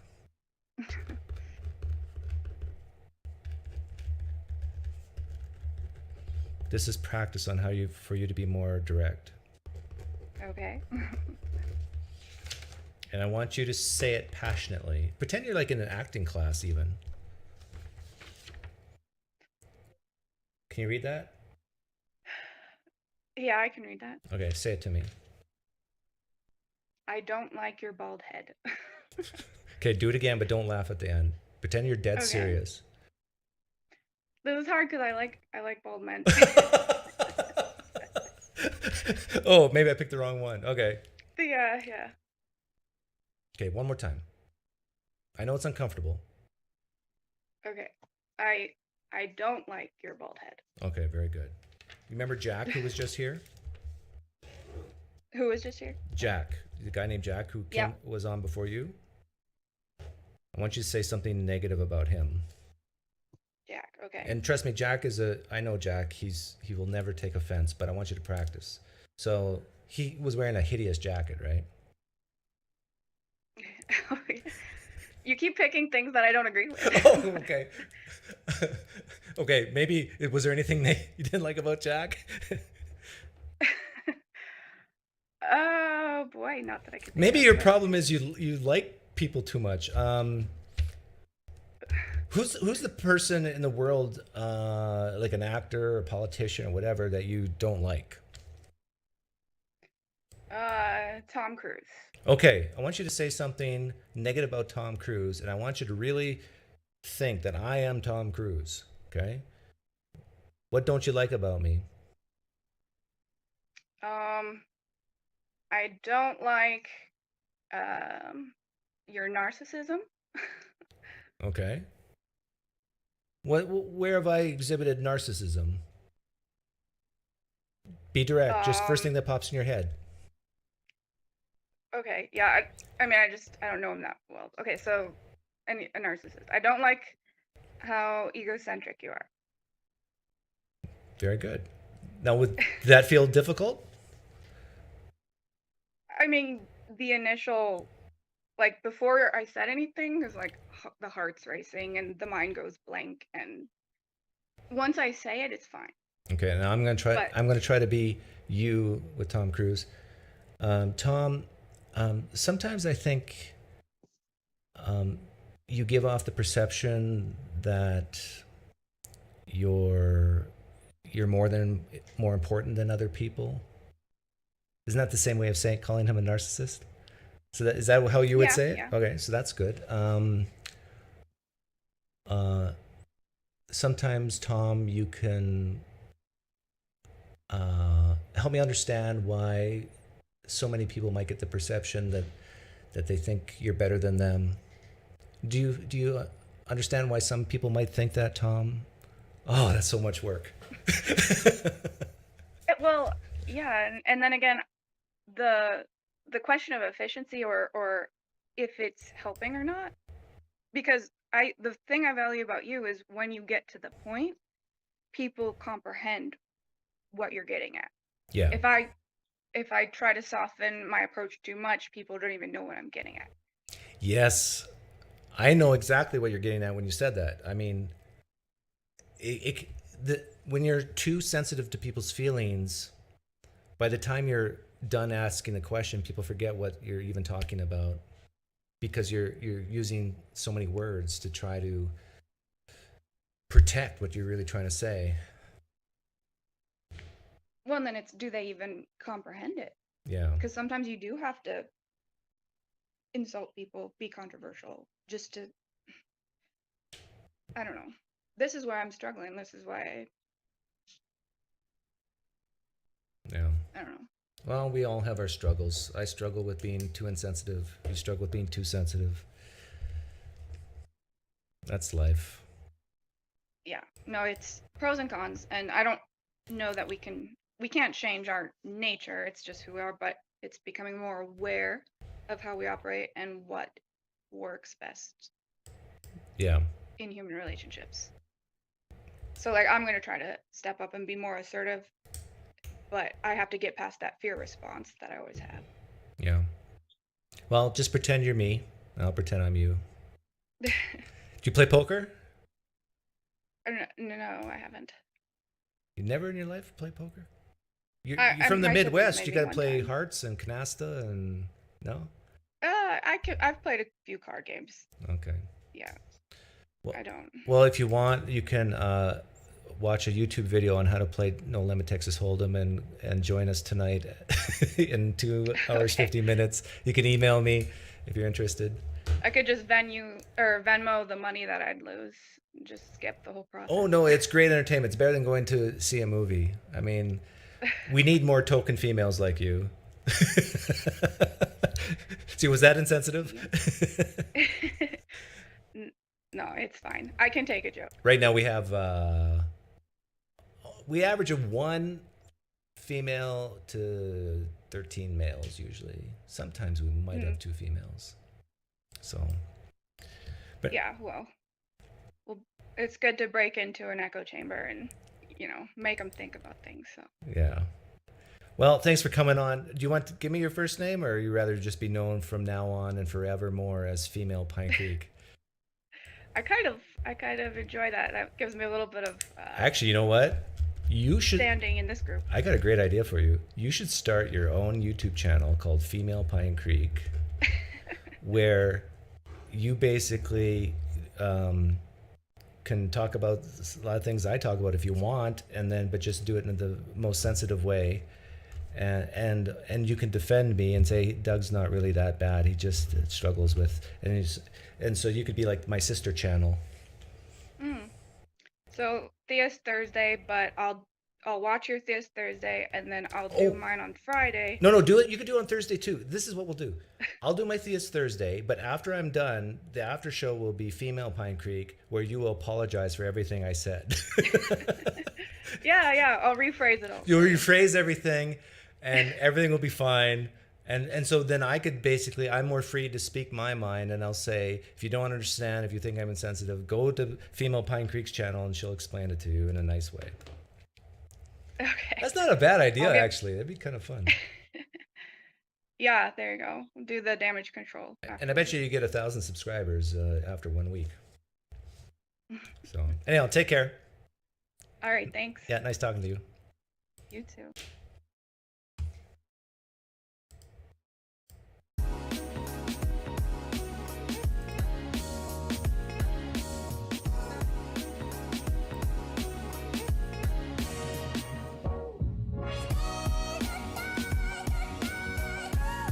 Don't you think that's a good idea? Female Pine Creek channel? Peacemaker Creek. Yeah, that's also a good name. See, excuse me, but in the live stream chat, I think would love the female version of me, the Female Pine Creek. Well, excuse me, but already loves me, but she would love the female Pine Creek even more. Thanks, Best Inference. Don't be a socialist, don't be a freeloader. Subscribe, like, all that good stuff. If you have children who like art, my daughter, actually, you know what? She'd love if I said this. And she would love if one or two of you subscribed. If you have kids who are into art,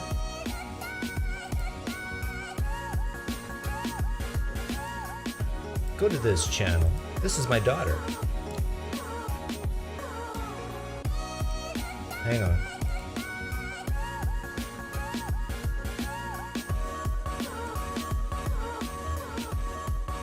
Hang on.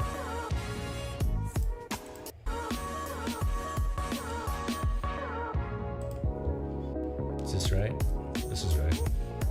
This is my daughter's channel. She just started a week ago. And she's getting, or maybe 2 weeks ago. And she's doing shorts and she's getting like close to 2,000 views. She's like, her shorts are doing better than my shorts.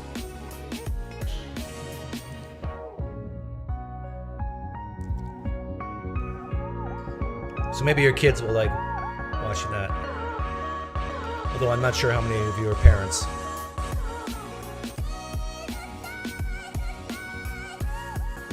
I'm not dating your daughter. No, Jack. I already have one of my other friends tied up. He asked me the other day, Doug, how much for your daughter?